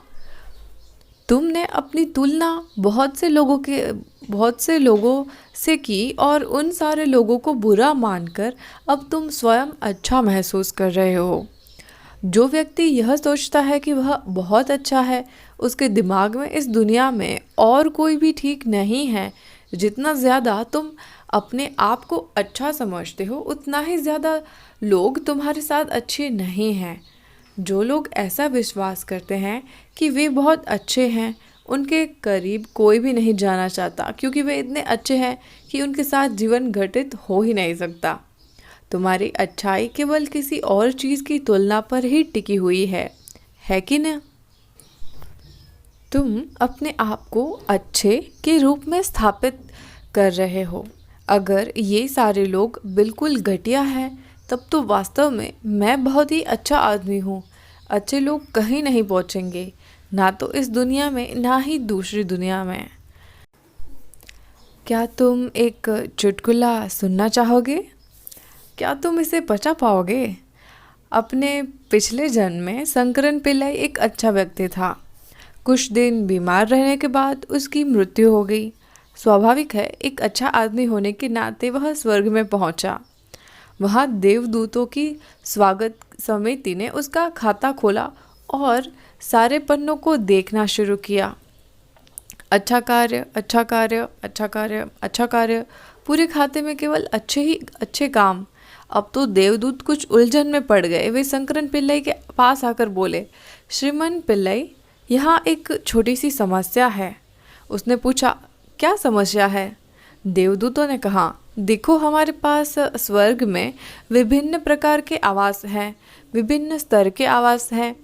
अगर केवल एक बुरा काम किया हो तो उसका मतलब सबसे उच्च स्तर का स्वर्ग, सामने समुद्र के नज़ारे के साथ। दो बुरे कर्म यानी अगला स्तर का आवास, तीन बुरे कर्म उससे अगले स्तर का आवास क्रमश। लेकिन कोई बुरा कर्म नहीं, हमारे पास उसके लिए तो कोई स्थान नहीं है। हम वास्तव में यह नहीं जानते कि आपके साथ क्या किया जाए। आप पहले व्यक्ति हैं जो इस तरह आए हैं। शंकरन पिल्लाई ने सोचा, यह क्या बेवकूफ़ी है। संसार में मेरे पास कोई भी नहीं आना चाहता था क्योंकि मैं इतना अच्छा आदमी था। मैं इस आशा में जी रहा था कि आगे स्वर्ग मिलेगा और अब यहाँ भी एक समस्या है। हंसी के साथ तब देवदूतों ने विचार विमर्श किया और वे एक निर्णय पर पहुँचे। उन्होंने कहा, कोई चिंता की बात नहीं है श्रीमान पिल्लाई, हमने एक समाधान ढूंढ लिया है। आपका शरीर अभी भी वहाँ पड़ा हुआ है। हम आपको 3 घंटे का जीवन दे रहे हैं। वहाँ जाकर सिर्फ एक बुरा कर्म कर लीजिए, हम लोग आपको सर्वोच्च स्वर्ग में रख देंगे। इससे कुछ भी नहीं बिगड़ेगा। शंकरन पिल्लाई फिर से जिंदा होकर आ गए। वे बैठकर यह सोचने लगे कि कैसे एक बुरा कर्म किया जाए। 1.5 घंटा बीत गया। देखो, वह तुम्हारे जैसा नहीं है, उसको कोई अभ्यास नहीं है। हंसी के साथ कहते हैं। 1.5 घंटे के बाद उसे याद आया कि उसके पड़ोस में एक महिला है जो अब जवान नहीं है, परंतु वह हमेशा अपनी ओर उसका ध्यान आकृष्ट करने की कोशिश करती रहती है। एक अच्छा व्यक्ति के होने के नाते वह कभी उसकी ओर नहीं देखता था। अब उसने सोचा, ठीक है, व्यभिचार एक बुरा कर्म है। आखिर वह जो भी करने जा रहा था सिर्फ स्वर्ग जाने के लिए ही तो कर रहा था। इसलिए वह उस महिला को ढूंढने लगा। उसने जाकर उस महिला का दरवाज़ा खटखटाया। उसने आकर दरवाज़ा खोला। जब उसने दरवाज़ा खोला तब शंकरन पिल्लाई ने कहा, मैं तुम्हें चाहता हूँ। क्यों श्रीमान पिल्लाई, कल शाम को ही वे लोग कह रहे थे कि आप मृत्युशैया पर पड़े हैं, फिर क्या है ये? शंकरन पिल्लाई ने कहा, उसकी फिक्र छोड़ो, देखो मैं तुम्हें चाहता हूँ। फिर वह अंदर गया और फिर तो तुम जानते हो, प्रकृति हावी हो गई और उन दोनों के बीच चीज़ें घटित हुई। अब वह उसके घर में मरना नहीं चाहता था।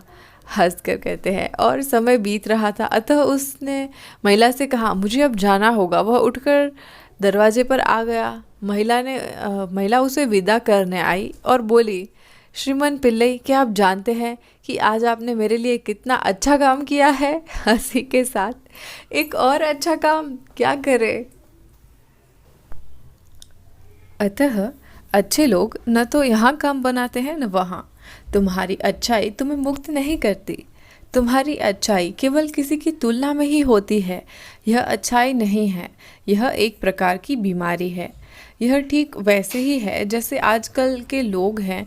वे खुश हैं लेकिन वे यह नहीं जानते कि असली आनंद क्या है। उनकी खुशी केवल यही है कि उनके पास जो वस्तुएं हैं वे दूसरे लोगों के पास नहीं हैं। क्या ऐसा नहीं है? अब मान लेते हैं कि तुम सभी बहुत भूखे हो, लेकिन मेरा पेट भरा है और मैं बहुत खुश हूँ कि किसी के पास भोजन नहीं है, लेकिन मेरे पास कम से कम कुछ खाने का तो है। क्या यह खुशी है या बीमारी? प्रश्नकर्ता कहते हैं, बीमारी। सद्गुरु कहते हैं, मानवता इसी बीमारी से पीड़ित है। ज़्यादातर लोग इसी बीमारी को खुशी मानकर चल रहे हैं।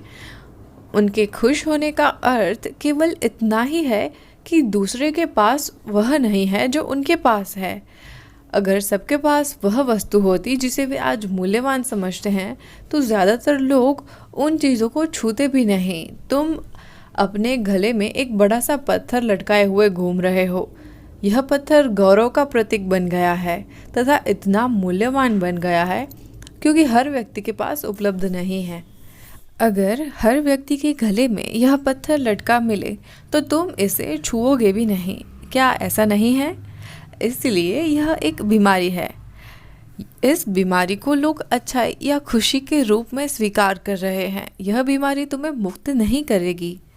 अगर तुम स्वयं में आनंदित हो तो सहज ही आसपास की जिंदगी में तुम्हें कोई शिकायत नहीं होगी।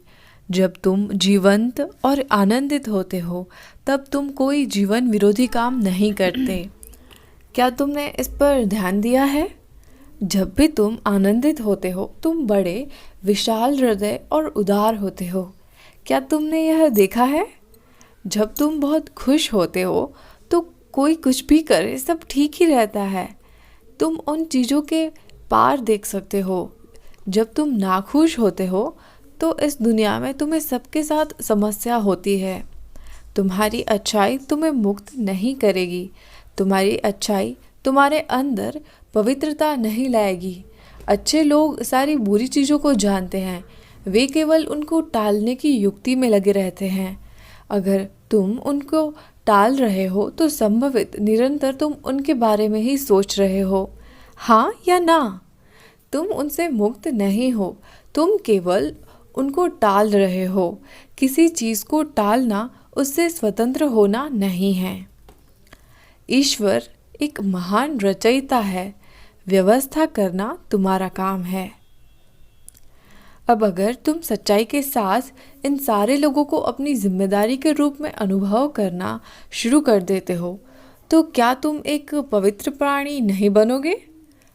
अगर तुम वास्तव में अपने इर्द गिर्द की सभी जीवन की 100% जिम्मेदारी अपने ऊपर लेना शुरू कर देते हो तो क्या तुम एक पवित्र प्राणी नहीं बन जाओगे? पवित्रता समावेश से आती है, अच्छाई बहिष्कार से आती है। तुम अच्छे बन जाते हो क्योंकि तुमने किसी का बहिष्कार किया है। वह अच्छा नहीं है, वह अच्छी नहीं है, वह अच्छा नहीं है।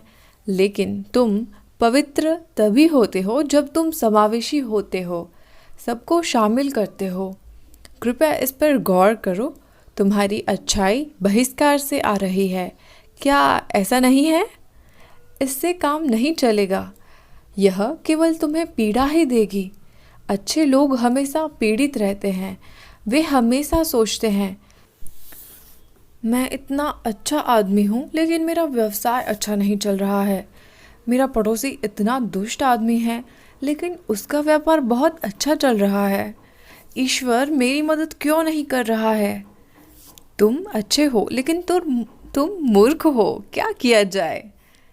हंसते हंसते कहते हैं, अगर तुम उचित काम नहीं करोगे तो कोई भी काम नहीं बनेगा। अगर तुम चाहते हो कि तुम्हारे जीवन के कुछ खास पहलू कार्य करे तो तुम्हारे पास उसे साकार करने की समझ होनी चाहिए, वरना उसका कोई सकारात्मक परिणाम नहीं निकलेगा। अगर तुम सोचते हो कि ईश्वर आकर तुम्हारी मदद करेंगे तो मैं चाहता हूँ कि तुम यह समझो कि ईश्वर तुम्हारे लिए अपनी छोटी उंगली भी नहीं उठाने वाले हैं। ईश्वर या जिसे भी तुम ईश्वर मानते हो वह रचयिता है। रचयिता के रूप में उसने बहुत ही बेहतरीन कार्य किया है। क्या तुम इससे बेहतर सृष्टि की कल्पना कर सकते हो? नहीं। रचयिता के रूप में उसका कार्य परिपूर्ण है। क्या ऐसा नहीं है? अब संचालन तुम्हारा कार्य है। ईश्वर एक अच्छा मैनेजर नहीं है, वह एक बुरा मैनेजर है। वह एक महान सृष्टिकर्ता है। संचालन तुम्हारा कार्य है। अगर तुम अपने कार्य को अच्छे ढंग से संभालते हो तो यह अच्छी तरह से होगा। अगर तुम अपने कार्य को अच्छे ढंग से नहीं संभालते हो तो यह अच्छी तरह से नहीं होगा। यह एकदम सरल बात है। अगर ईश्वर या चैतन्य हर व्यक्ति में विद्यमान है तो कुछ लोग अच्छे और कुछ लोग बुरे क्यों हैं? अगर ईश्वर सब में विद्यमान है तो सबको अच्छा होना चाहिए ना। इसीलिए मैं पूछता हूँ तुमसे, यह किसने कहा कि ईश्वर एक अच्छा आदमी है? ईश्वर अच्छा आदमी नहीं है। क्या वह बुरा है?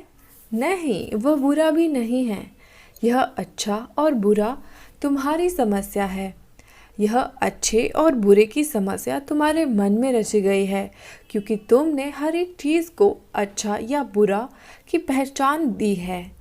यह अच्छा बुरा सही गलत सब तुम्हारी नासमझी है।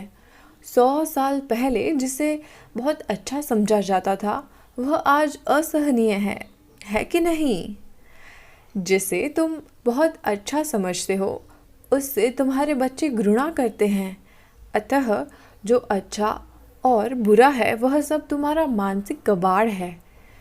इसका जीवन से कुछ भी लेना देना नहीं है। अतः सृष्टिकर्ता को अपनी श्रेणी में मत रखो। जिसे तुम सृष्टिकर्ता कहते हो वह न तो अच्छा है न बुरा। अभी इस वक्त यह बिजली अच्छी है या बुरी? बहुत अच्छी। अपनी उंगली उसमें डालो और फिर देखो। हंस के कहते हैं यह न तो अच्छी है न बुरी, यह केवल ऊर्जा है कि नहीं? तुम इससे अनोखी चीज़ें बना सकते हो, तुम इससे भयानक चीज़ें भी बना सकते हो। तुम यही तो कर रहे हो। तुम इसे अपनी ओर इशारा करते हुए किसी अनोखी चीज़ में रूपांतरित कर सकते हो या तुम इसे बेहद भयानक बना सकते हो। यह तुम्हारी मर्जी है। तुमने इससे जो कुछ भी बनाया है वह किसकी जिम्मेदारी है? अगर तुम देखते हो कि मैं जिम्मेदार हूँ तो फिर क्या तुम स्वयं को एक भयानक चीज़ बनाओगे? तुमने सोचा कि कोई दूसरा जिम्मेदार है, इसीलिए तुमने स्वयं को इतना भयानक बना लिया।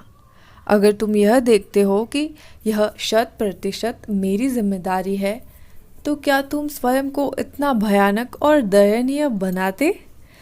तुम सोचते हो मैं ऐसा इसीलिए हूँ क्योंकि मेरे पिता ने मेरा पालन पोषण सही ढंग से नहीं किया था। मैं ऐसा इसीलिए हूँ क्योंकि मेरे शिक्षक सही नहीं थे। मैं ऐसा इसीलिए हूँ क्योंकि मेरे पड़ोसी ने मेरे साथ ऐसा किया। दरअसल तुम ऐसे इसीलिए हो क्योंकि तुमने खुद को ऐसा बनाया है। बात सिर्फ इतनी ही है। अगर तुम यह देखते हो कि यह 100% मेरी जिम्मेदारी है तो तुम इसे सचमुच कुछ अद्भुत बना दोगे। क्या ऐसा नहीं है? चूँकि तुम यह सोचते हो कि कोई दूसरा जिम्मेदार है, इसीलिए तुम्हारा अस्तित्व संयोगवश घटित हो रहा है। प्रश्नकर्ता अपना अगला प्रश्न पूछते हैं। सद्गुरु, धूम्रपान और मदिरापान जैसे व्यसनों से छुटकारा कैसे मिल सकता है? सद्गुरु हंसते हैं। दरअसल हम जानते हैं कि ये बुरी चीज़ें हैं, फिर भी हमें इनकी लत लग गई है। मैं बहुत से खेलकूद भी करता हूँ, लेकिन मैं नियमित धूम्रपान भी करता हूँ। 3 घंटे में 1 या 2 घंटे में 1 सिगारेट तो पी ही लेता हूँ। मैं जानता हूँ कि यह बुरी चीज़ है और मुझे इससे छुटकारा पाना है। सद्गुरु कहते हैं, मैंने ऐसा नहीं कहा कि यह बुरी चीज़ है। इसी के साथ कहते हैं, मैं ऐसा नहीं सोचता कि यह अच्छा है या बुरा। बात बस इतनी है कि धूम्रपान करना मूर्खता है। यह अच्छा या बुरा नहीं है, यह केवल मूर्खता है क्योंकि यह मशीन शरीर की तरफ इशारा करते हुए धूम्रपान के लिए नहीं बनाई गई थी। यह मशीन पर्यावरण के अनुकूल है, इससे पर्यावरण को कोई खतरा नहीं है। हंसी के साथ, लेकिन अब तुम इसे धुएं की मशीन बना रहे हो। यह मूर्खता है कि नहीं? एक बहुत ही सक्षम मशीन को तुम एक असक्षम मशीन बना रहे हो। क्या यह मूर्खता नहीं है? यह अच्छा है या बुरा? अच्छे बुरे जैसी कोई चीज़ नहीं होती। प्रश्नकर्ता कहते हैं, हाँ हम जानते हैं यह बुरा है, लेकिन सद्गुरु कहते हैं, देखो पूरी बात यही है, जैसे ही तुम इसे बुरा कहते हो तुम इसे नहीं छोड़ सकते हो। तुम इसे उपाधि क्यों दे रहे हो? यह सिर्फ मूर्खता है, बस इतना ही है। अगर तुम यह देख लेते हो कि किसी खास चीज़ को करना मूर्खता है, तो तुम उसे हर रोज़ नहीं कर सकते। कहीं ना कहीं तुम अपने को दूसरों से ज़्यादा अक्लमंद महसूस करते हो, है कि नहीं? देखो, अब धीरे धीरे दुनिया में लोग तुम्हारे विरुद्ध हो गए हैं। आज से केवल 30 साल पहले अगर तुम किसी के चेहरे पर धुआं उड़ छोड़ते थे तो तुम खुद को महान महसूस करते थे। वे वे अपने आप को मूर्ख समझते थे। अब पलड़ा उल्टा हो गया है कि नहीं? तो कहीं ना कहीं तुमने सोचा कि यह अक्लमंदी का कार्य है। जब तुम केवल 10 साल के बच्चे थे तो तुम सिगारेट पीकर किसी के चेहरे पर धुआं फेंकना चाहते थे, परंतु अब हम गाड़ियों को धुआं रहित करने के लिए बहुत कठिन परिश्रम कर रहे हैं, है कि नहीं? भारी तादाद में ईंधन और इंजन पर अनुसंधान कार्य चल रहा है और यह सारा कार्य हमारी गाड़ियों को धुआं मुक्त करने के लिए किया जा रहा है। एक धुआं रहित मशीन को अगर तुम धुएं से भर रहे हो तो क्या यह मूर्खता है या बुद्धिमानी? प्रश्नकर्ता: मूर्खता। सद्गुरु कहते हैं, जरा जोर से कहो। प्रश्नकर्ता: मूर्खता। सद्गुरु कहते हैं, बस इतना ही है। अगर तुम इसे देख लो तो यह धीरे धीरे समाप्त हो जाएगा। अब इसका एक खास रासायनिक घटक भी है। तुम्हारी रासायनिक संरचना निकोटीन या कैफीन इत्यादि रसायनों पर निर्भर हो गई है। हम लोग उसको बदल देंगे। तुम सिर्फ यह देखो, अगर तुम शांभवी महामुद्रा यह ईशा युग कार्यक्रम में सिखाए जाने वाला एक पुरातन शक्तिशाली योगाभ्यास है जो आप YouTube पर या सद्गुरु की ऐप पे सीख सकते हो। करते हो तो अचानक तुम्हारा पूरा तंत्र इतना उत्साहित हो जाता है कि धूम्रपान करने की, चाय या कॉफ़ी पीने की आवश्यकता ही नहीं रह जाती। सब कुछ गायब हो जाता है। अब अगर तुम इसे करते हो तो केवल इसके सुख के लिए करते हो। किसी दिन तुम्हें कॉफ़ी पीने की इच्छा हुई तो तुम पीते हो, किसी दिन सिगारेट पीने की इच्छा हुई तो तुम सिगारेट पीते हो। यह तुम्हारी इच्छा पर निर्भर होगा, लेकिन विवशता समाप्त हो जाएगी। तुम्हारी शारीरिक निर्भरता निकाल दी जाती है। हम अभ्यास के द्वारा ऐसा करेंगे, लेकिन पहले तुम यह देख लो कि इसे करना मूर्खता है। हंसी के साथ कहते, मृतक को मृतक ही रहने दो, तुम्हारा सरोकार तो जीवित से है। प्रश्नकर्ता पूछते हैं, लगभग 2 महीने पहले मैंने अपने पिताजी को अस्पताल में भर्ती कराया। उनकी हालत बहुत नाजुक थी। हमारी तमाम कोशिशों के बावजूद वो सिर्फ 36 घंटे तक ही जीवित रह पाए। अब उन्होंने अंतिम सांस ली। उस समय हम सब उनके आसपास ही खड़े थे और मैंने उनकी मौत देखी। उस वक्त मैंने डॉक्टरों से एक प्रश्न किया, हमारे शरीर के अंदर वह कौन सी शक्ति है जो हमें चलाती है, हमें जीवित रखती है? सद्गुरु कहते हैं, अब जिसे तुम अपना शरीर कह रहे हो वह सिर्फ मिट्टी का एक टुकड़ा है जिसे तुमने उठाया है तथा जिसके साथ तुम इस तरह से उछल कूद कर रहे हो। यह सिर्फ एक मिट्टी का टुकड़ा है कि नहीं? इसे तुमने उधार लिया है। जब कर्ज उतारने का समय आता है तो तुम इतना बड़ा हंगामा क्यों करते हो? वैसे भी तुम एक ऑडिटर ठहरे। तुम जानते हो कि जो धन उधार लिया जाता है उसे लौटाना ही पड़ता है, नहीं तो कोई उसका हिसाब ज़रूर रखता है। पृथ्वी बहुत अच्छी तरह से हिसाब रखती है। तुम इसका एक अणु भी नहीं ले जा सकते हो। तुम इसे उधार ले सकते हो, इसका इस्तेमाल कर सकते हो, उसका आनंद उठा सकते हो, लेकिन तुम्हें उससे लौटाना तो पड़ेगा ही। जीवन का यही ढंग है। क्योंकि तुम एक मिट्टी के टुकड़े से इतना ज़्यादा मोहग्रस्त हो गए हो, किसी टुकड़े को तुम मेरे पिताजी या मैं या मेरी पत्नी या मेरा बच्चा इत्यादि मान बैठे हो। अब तुम इसे छोड़ना नहीं चाहते हो। मैं चाहता हूँ कि तुम यह समझो, तुम्हारा प्रेम जीवन के लिए नहीं है। तुम्हारा प्रेम उससे है जिसे तुम मैं और मेरा मानते हो। इस दुनिया में हर रोज़ लोग मर रहे हैं, है कि नहीं? हर मिनट 200 लोग मरते हैं। तुमने कभी ऐसा क्यों नहीं सोचा वे क्यों मर रहे हैं? तुमने कभी ऐसा क्यों नहीं सोचा जीवन का स्रोत कहाँ है? अब तुम्हारे पिता की मृत्यु हुई है। अगर तुम यह नहीं जानते कि तुम्हारे पिता कौन है, और यदि वह व्यक्ति मर भी जाता फिर भी तुम्हें कोई फर्क नहीं पड़ने वाला था। लेकिन अब यह मेरे पिता, सारी बात यही है। तुम्हारी चिंता यह नहीं है कि कोई व्यक्ति मर रहा है। तुम्हारी चिंता इस बारे में है कि किसी के जीवन में क्या हो रहा है। तुम्हारी दिलचस्पी सिर्फ मैं में है, क्या ऐसा नहीं है?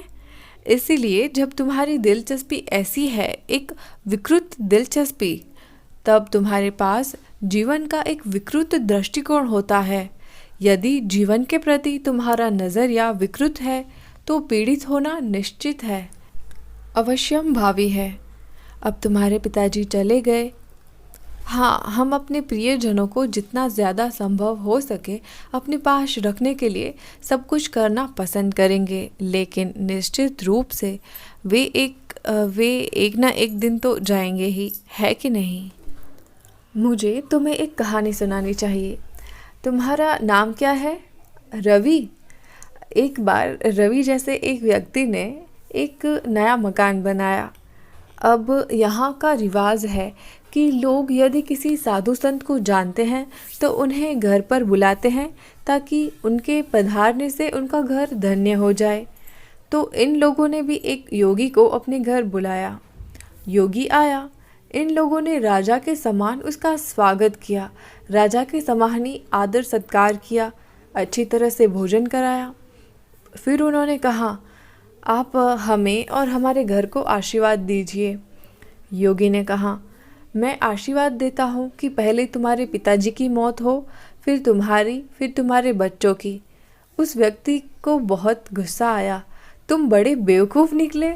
हम लोगों ने तुम्हें घर पर बुलाया, हमने तुम्हारे साथ राजा के समान व्यवहार किया, तुम्हें उपहार दिए, और जब हमने आशीर्वाद मांगा तो तुम कह रहे हो कि पहले मेरे पिताजी की मौत हो, फिर मेरी, और फिर मेरे बच्चों की।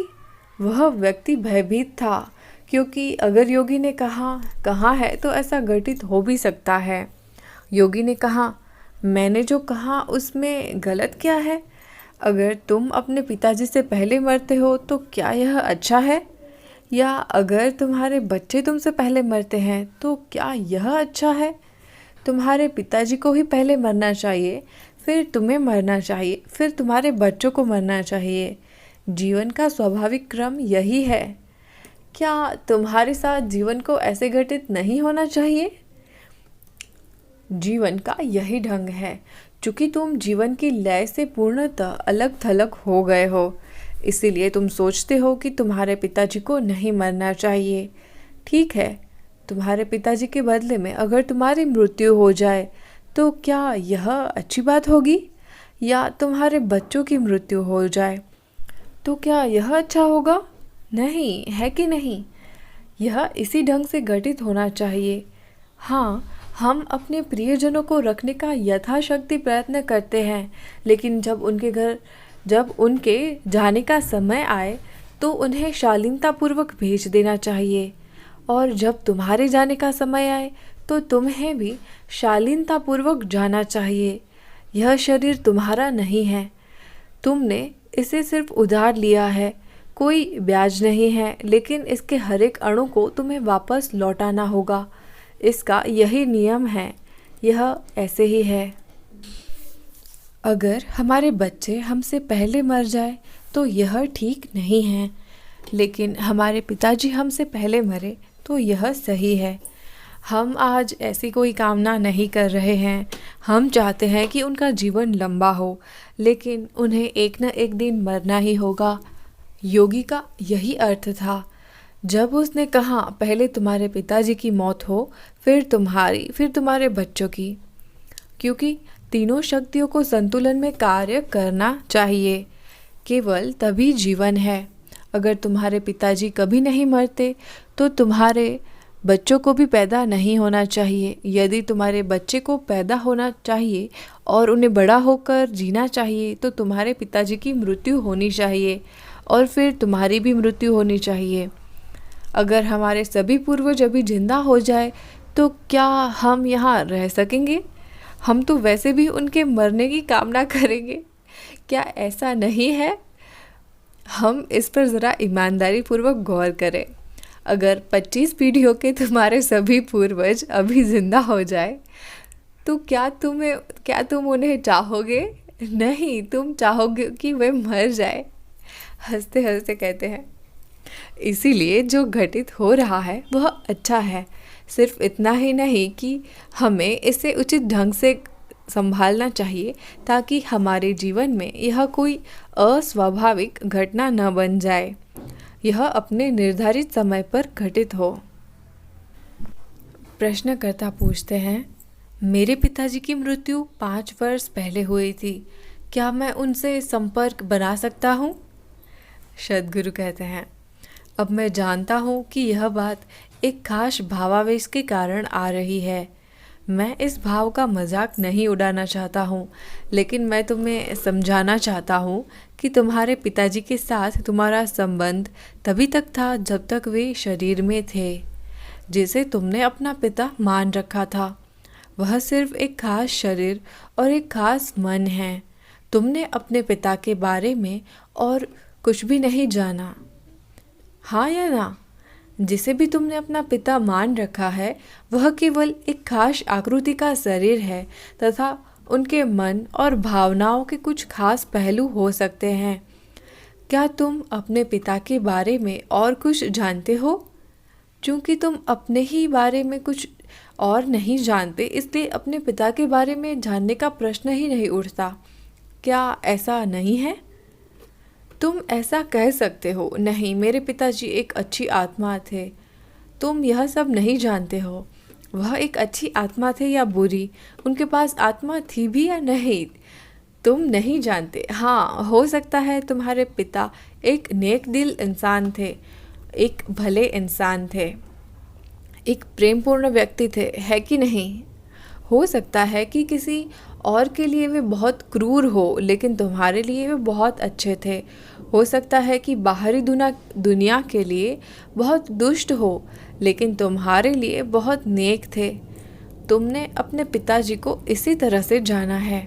हम नहीं जानते कि वे कैसे थे। हो सकता है कि वे दुनिया के लिए बहुत अच्छे हो और तुम्हारे प्रति उतने अच्छे ना हो, या किसी दूसरी तरह से हो। जैसे भी हो, तुमने तो उनके विचारों, उनके भावों का एक छोटा सा अंश ही जाना है और कुछ हद तक उनके शरीर को जाना है। तो जब तुम्हारे पिताजी गए, निश्चित रूप से वे यहाँ अपना शरीर छोड़कर गए, है कि नहीं? एक बार जब उन्होंने अपना शरीर छोड़ दिया तो तुम्हारा उनसे कोई सरोकार नहीं रहा। उनके लिए तुम्हारी भावना चाहे कितनी ही प्रबल क्यों ना हो, उनके साथ अब तुम्हारा कोई सरोकार नहीं रह गया है। मैं चाहता हूँ कि तुम इसे समझो। लोगों से तुम्हारा सरोकार तभी तक है जब तक कि वे जीवित हैं, लेकिन जब वे जीवित होते हैं तब तो तुम्हारी उनसे बातचीत भी नहीं होती। जब तुम्हारे पिताजी की मृत्यु हो जाती है तब तुम उनसे संपर्क करना चाहते हो। अपने साथ ऐसा मत करो। जब वे आसपास हैं तब तुम पूर्ण रूप से स्वयं को उन्हें सौंप दो। वह सब कुछ करो जो तुम उनके लिए कर सकते हो। उनके जाने के बाद तुम क्या करोगे? वैसे भी आज नहीं तो कल उन्हें जाना तो है ही। तुम्हारे पिताजी 5 साल पहले चले गए। मेरे पिताजी 5 साल बाद जा सकते हैं, लेकिन वह जाएंगे ज़रूर, है कि नहीं? इसीलिए जब तक वे यहाँ हैं तुम उनसे जितना संबंध जोड़ सकते हो जोड़ो। जब वे यहाँ हैं तब तुम उनसे क्रोधित हो जाते हो, तुम उनसे बात भी नहीं करते हो, तुम उनको देखते तक नहीं हो, तुम्हारे पास उनके लिए समय नहीं होता। जब वे चले जाते हैं तब तुम स्वर्ग में जाकर उनसे बात करना चाहते हो। वहाँ कोई ईमेल की सुविधा नहीं है। इसीलिए मरे हुए के लिए चिंता मत करो, उनको मरे ही रहने दो। तुम्हारा सरोकार जीवित लोगों से है। जब तुम्हारा सरोकार सिर्फ जीवित लोगों से है तब तुम इस पर अपना संपूर्ण ध्यान दो। अपने आसपास के जीवन के साथ परिपूर्ण रूप से संबंध जोड़ो। जब तुम यहाँ हो तब तो तुम अलग थलग होकर रहते हो। अगर मैं तुमसे कहूँ कि अपने बगल में बैठे व्यक्ति से हेलो कहो तब तुम्हें संकोच होता है, परंतु तुम मरे हुए व्यक्ति से संपर्क करना चाहते हो। क्यों? अपने आसपास के जीवन से पूर्ण रूप से संबंध जोड़ो, फिर यह ठीक है।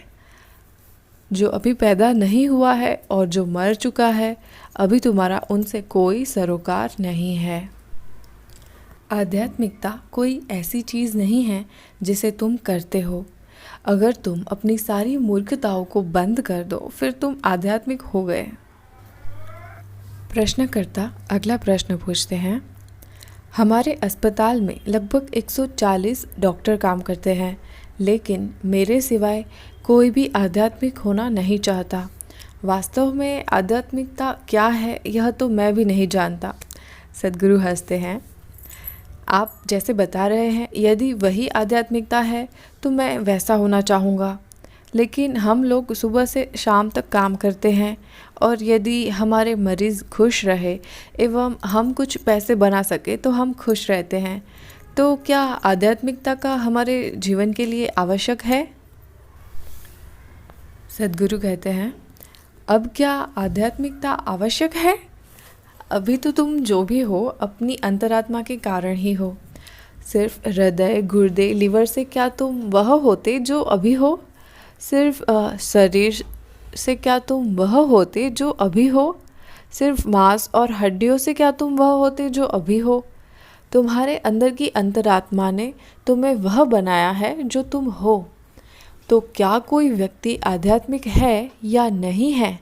प्रत्येक व्यक्ति आध्यात्मिक है क्योंकि सबके अंदर अंतरात्मा है। बात सिर्फ इतनी ही है कि किसी ने अपने शरीर का अच्छी तरह से ख्याल रखा है। जो भी अपने शरीर को सही ढंग से संभालता है वह भौतिक जगत में बड़े आराम से सफ़र करता है। जो व्यक्ति शारीरिक रूप से तंदुरुस्त है, अब अगर वह दौड़कर बस पकड़ना चाहता है तो वह बड़ी आसानी से बस पकड़ सकता है। तुम्हारे मरीज जैसे जो लोग हैं, जिस तरह से उन्होंने अपने शरीर को रखा है तो वे तो केवल बस के नीचे ही गिरेंगे। सद्गुरु हंसते हैं और कहते हैं, वे शारीरिक रूप से कुछ भी सार्थक कार्य नहीं कर सकते। क्या ऐसा नहीं है?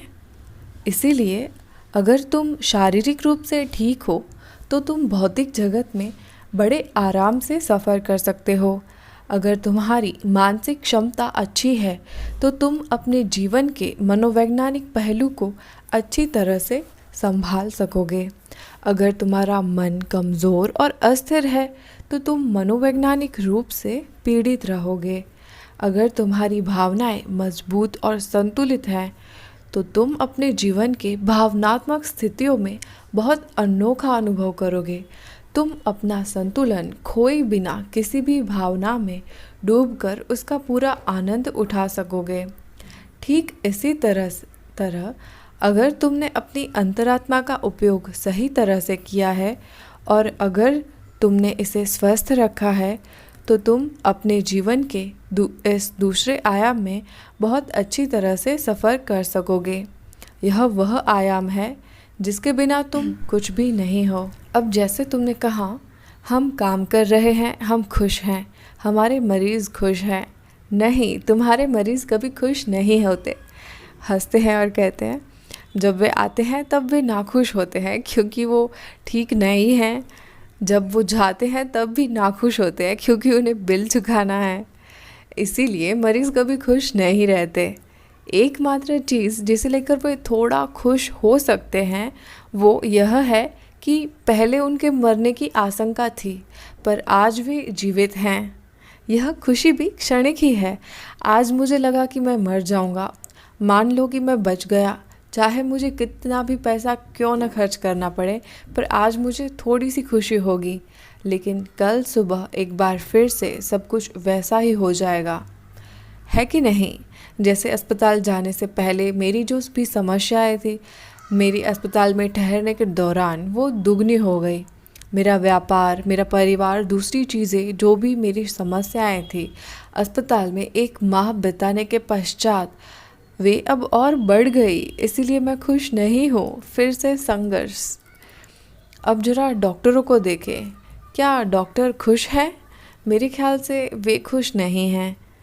मैं यह नहीं कह रहा हूँ कि सारे डॉक्टर नाखुश हैं, बात यह नहीं है। मैं डॉक्टरों के बारे में डॉक्टर की तरह बात नहीं कर रहा हूँ। मैं उसके बारे में और उसके खुश होने की योग्यता के बारे में एक मानव के रूप में बात कर रहा हूँ। मुझे उसके पैसे से कोई मतलब नहीं है। यह मात्र एक मानवीय क्षमता की बात है। हो सकता है कि कुछ लोग जो डॉक्टर हैं वे खुश भी हो। ऐसा भी हो सकता है कि कुछ लोग जो डॉक्टर हैं वे नाखुश हो। अतः तुम खुश हो या नाखुश हो, इसका डॉक्टर होने से कोई संबंध नहीं है। डॉक्टर होना खुशी या दुख नहीं लाता।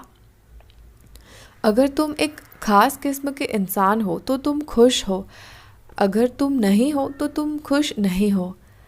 या तो तुम खुद को खुश कर रहे हो या दुखी। यह कई कारकों पर निर्भर करता है। खुशी इसको लेकर भी आ सकती है कि तुम अपने आसपास के लोगों से थोड़ी बेहतर स्थिति में हो। जैसा कि हम इसको पहले ही देख चुके हैं, यह खुशी नहीं है बल्कि एक प्रकार की बीमारी है कि नहीं? मैं अपने आसपास के लोगों से थोड़ा बेहतर हूँ। अगर यह तुम्हारा आनंद है तो क्या यह तुम्हारी बीमारी नहीं है? हाँ है। तो फिर इसका मतलब यह हुआ कि अगर सारे लोग ठीक हैं तो तुम खुश नहीं हो सकते। इसका मतलब तो यही हुआ ना। यह तो खुश होने का बहुत खेदजनक तरीका है। यह एक प्रकार की बीमारी है। अब क्या हमें आध्यात्मिकता की आवश्यकता है?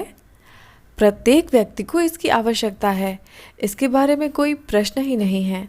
कुछ इससे अवगत हैं, कुछ अवगत नहीं हैं, लेकिन प्रत्येक व्यक्ति स्वाभाविक रूप से आनंदित होने की खोज कर रहा है कि नहीं? अभी तुमने अपनी खुशी को खुद से बाहर कहीं और गिरवी रख दिया है। क्या तुम अपने आप में खुश होना नहीं चाहते हो? डॉक्टर हो या मरीज, अपराधी हो या पुलिस, यह हो या वह, प्रत्येक व्यक्ति खुश रहना चाहता है, स्वयं में आनंदित रहना चाहता है। अतः यह सब आध्यात्मिक होने की लालसा है। अब लोग मुझे बार बार पूछते हैं, सद्गुरु क्या आप बता सकते हैं कि एक आध्यात्मिक व्यक्ति और एक भौतिकवादी व्यक्ति में क्या अंतर है? वास्तव में ऐसे 2 तरह के लोग होते ही नहीं हैं। तुम्हारा शरीर, मन और अंतरात्मा एक ही है। क्या कोई इनको अलग कर सकता है? केवल तभी जब मैं तुम्हें गोली मार दूँ तो ये अलग हो सकते हैं। हंसते हैं। या फिर अगर तुम्हें आत्मबोध हो जाए तो ये अलग हो सकते हैं। यह अलग बात है। अब क्या कोई भी व्यक्ति 100% भौतिकवादी है? क्या कोई भी व्यक्ति 100% आध्यात्मिक है? ऐसा कुछ भी नहीं है। चाहे तुम कितने भी आध्यात्मिक क्यों ना हो, फिर भी तुम्हें अपना शरीर तो संभालना ही पड़ेगा, है कि नहीं? अपने अनुभव में तुम इससे मुक्त हो सकते हो, लेकिन असल में इस शरीर को साथ रखना ही पड़ेगा। तुम्हें इसे भोजन देना पड़ेगा, तुम्हें इसे धोना पड़ता है, तुम्हें इसे कपड़े पहनाने पड़ते हैं, ये सारी चीज़ें करनी पड़ती है कि नहीं? अतः तुम अभी भी भौतिकवादी हो। अब क्या तुम अपनी अंतरात्मा को छोड़कर केवल शरीर के साथ जी सकते हो? नहीं, अतः तुम अभी भी आध्यात्मिक हो।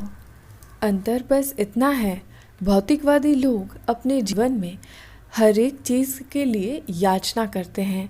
अपनी खुशियों के लिए वे किसी से याचना करेंगे। उन्हें प्रेम चाहिए तो वे किसी से याचना करेंगे। उन्हें शांति चाहिए तो वे किसी से याचना करेंगे। अपनी हर एक आवश्यकता की पूर्ति के लिए उन्हें किसी से भीख मांगनी पड़ती है। जीवन की हर महत्वपूर्ण चीज़ उन्हें किसी से भिक्षा में लेनी पड़ती है। सिर्फ अपना भोजन वे कमाते हैं, बाकी सभी चीज़ों के लिए वे याचना करते हैं। एक आध्यात्मिक व्यक्ति अपना प्रेम, अपनी शांति, अपना आनंद, सब कुछ वह खुद कमाता है, केवल अपने भोजन के लिए भिक्षा मांगता है। हंसी के साथ कहते हैं, अगर वह अपना भोजन भी कमाना चाहे तो यह कोई बड़ी बात नहीं है, वह इसे भी कमा लेगा। लेकिन वह सोचता है कि भोजन अभी इतना महत्वपूर्ण नहीं है और वह उसके लिए भिक्षा मांगता है। यही अंतर है। लोग सिर्फ अपना भोजन और वस्त्र कमा रहे हैं, है कि नहीं? वे क्या कुछ और भी कमा रहे हैं? आखिरकार ज़्यादातर मानवता क्या कर रही है? केवल खाना, सोना, प्रजनन करना, मरना। वे बस यही सब तो कर रहे हैं। तुम भले ही ऐसा मानो कि मैं बहुत कुछ कर रहा हूँ, यदि मरने का वक्त आता है और तुम पीछे मुड़कर देखते हो कि तुमने अपने जीवन में क्या किया है, तो तुम देखोगे कि तुम सिर्फ जीवित रहने की साधारण प्रक्रिया का ही निर्वाह किया है कि नहीं? केवल जीवन जीने और बने रहने के लिए। जरा देखो मनुष्यों के साथ क्या हो रहा है। अधिकांश लोग उम्र बढ़ने के साथ साथ जख्मी होते जा रहे हैं। उनकी पीड़ा बढ़ती ही जा रही है। वे उम्र के साथ बुद्धिमान न होकर आहत होते जा रहे हैं।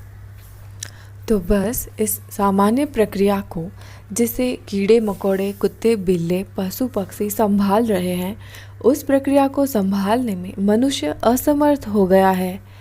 जीवन के अंत में वह अपने आसपास की सभी चीज़ों से बहुत जख्मी और पीड़ित महसूस करता है कि नहीं? क्या तुम्हें हर रोज़ लोगों के दुख और उनकी पीड़ा देखने का अवसर मिलता है? शारीरिक रूप से नहीं। दर्द के कई प्रकार होते हैं। क्या तुम जानते हो, हर दिन मेरा जीवन सैकड़ों लोगों के साथ बीतता है। तुम विश्वास नहीं करोगे कि मानव जाति ने अपने लिए कई प्रकार के दुख पैदा कर लिए हैं। क्या तुम जानते हो यह कितना अविश्वसनीय है? ऐसा कोई कारण भी नहीं है।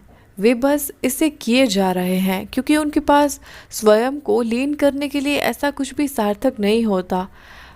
वे निरंतर अपने आप को उन्हीं चीज़ों में उलझाए रखते हैं। तुम जरा पीछे मुड़कर एक नज़र डालो। अपनी उस तस्वीर को देखो जब तुम 5-6 साल के थे और वर्तमान में खुद को देखो। आनंद को तुम्हारे अंदर से निचोड़ लिया गया है कि नहीं? सिर्फ जीवन जीने की सरल प्रक्रिया के लिए तुम कोई महान कार्य नहीं कर रहे हो। तुम किसी दूसरी दुनिया या अन्य चीज़ तक पहुंचने का प्रयास नहीं कर रहे हो। सिर्फ जीवन जीने और उसमें बने रहने के लिए, सिर्फ उसी के लिए यह सब कुछ घटित हुआ है। क्या इसका कोई मूल्य है? सिर्फ खाने, सोने, प्रजनन करने और एक दिन मर जाने के लिए व्यक्ति खुद के लिए न जाने कितनी पीड़ा पैदा करता है। क्या इसका कोई मतलब है? जब तुम मृत्युशैया पर होगे तब इसका कोई औचित्य नहीं होगा। खैर छोड़ो, क्या तुम जानते हो कि तुम सभी एक दिन मर जाओगे? प्रश्नकर्ता कहते हैं हाँ। सद्गुरु कहते हैं, मैं आप लोगों के लिए ऐसी कोई कामना नहीं कह रहा हूँ। मैं आप सबको लंबे जीवन का आशीर्वाद देता हूँ, पर क्या तुम जानते हो कि तुम सभी एक दिन मर जाओगे? हाँ, क्या यह सही है? आओ कल्पना करें कि अगली क्षण हमारी मृत्यु होने वाली है। पीछे मुड़कर देखो। तुमने जीवन में क्या पाया है? तुमने ऐसा क्या पाया है जिसे तुम जीवन के रूप में दिखा सकते हो? मुझे बताओ। वैसे भी वह क्षण हमारे जीवन में तो आएगा ही, कल के बजाय क्या हमें इसे अभी और यहीं नहीं देखना चाहिए? क्योंकि न जाने कल तुम यहाँ होगे या नहीं। क्या यहाँ कोई ऐसा व्यक्ति है जो 24 घंटे की गारंटी कार्ड के साथ आया है? हम जीने की आशा और कामना करते हैं, यह अलग बात है, लेकिन क्या तुम्हारे पास 24 घंटे का गारंटी कार्ड है? नहीं, यह किसी भी क्षण हो सकता है। अतः क्या यह महत्वपूर्ण नहीं है कि हम इसे सुलझा लें? क्या यह महत्वपूर्ण नहीं है कि हम यह जानें कि हमारा जीवन किस लिए है?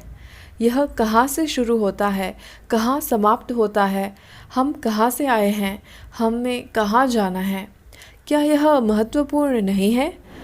तुमने बहुत सारी विस्तृत तैयारियां कर रखी है। देखो, यदि तुम्हें अभी यहाँ से तुरंत गांधीपुरम जाना है तो क्या तुम बस की सीट 10 दिन पहले बुक कराते हो? क्या तुम एक सूटकेस लोगे? क्या तुम लंच बॉक्स और पानी की बोतल लोगे? केवल गांधीपुरम जाने के लिए क्या तुम सारा सामान ले जाओगे? नहीं, तुम उठकर किसी भी बस में चढ़ जाओगे और चले जाओगे।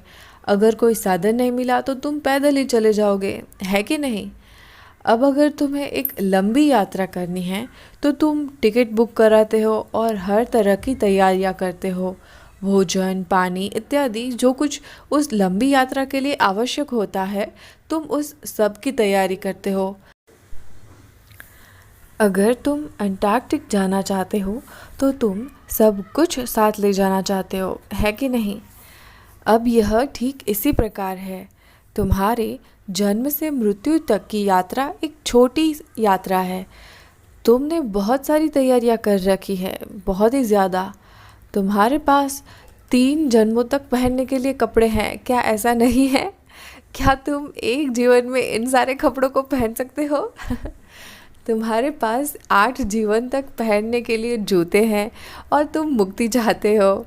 मैं ऐसा नहीं कहता कि तुम्हें अपने आसपास के भौतिक जीवन का आनंद नहीं लेना चाहिए, लेकिन तुम जो वास्तव में हो वह यदि तुम्हारे पहनावे पर निर्भर करता है, तुम जो वास्तव में हो वो यदि इस पर निर्भर करता है कि तुम कौन सी गाड़ी चलाते हो, तुम जो वास्तव में हो वह यदि इस पर निर्भर करता है कि तुम कैसे मकान में रहते हो, तुम जो वास्तव में हो वह तुम्हारी योग्यता और उन निरर्थक बातों पर निर्भर करता है जिसे तुम अपने साथ लिए फिरते हो, तो फिर इस जीवन का कोई मूल्य नहीं है, यह जीने योग्य नहीं है।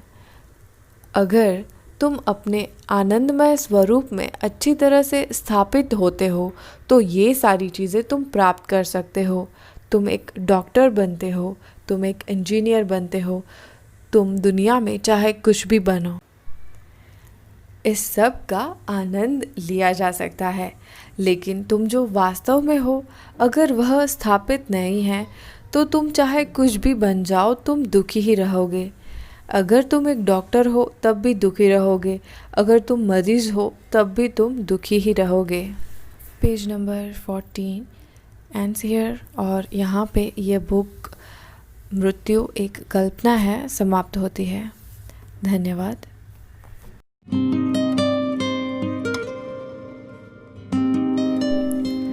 अगर आपको ये ऑडियो बुक अच्छी लगी हो तो इस वीडियो को लाइक कीजिएगा, सब्सक्राइब कीजिएगा, कमेंट कीजिएगा, शेयर कीजिएगा, और आप मुझे सजेस्ट भी कर सकते हैं कि मैं नेक्स्ट ऑडियो बुक किस टॉपिक पे बनाऊँ।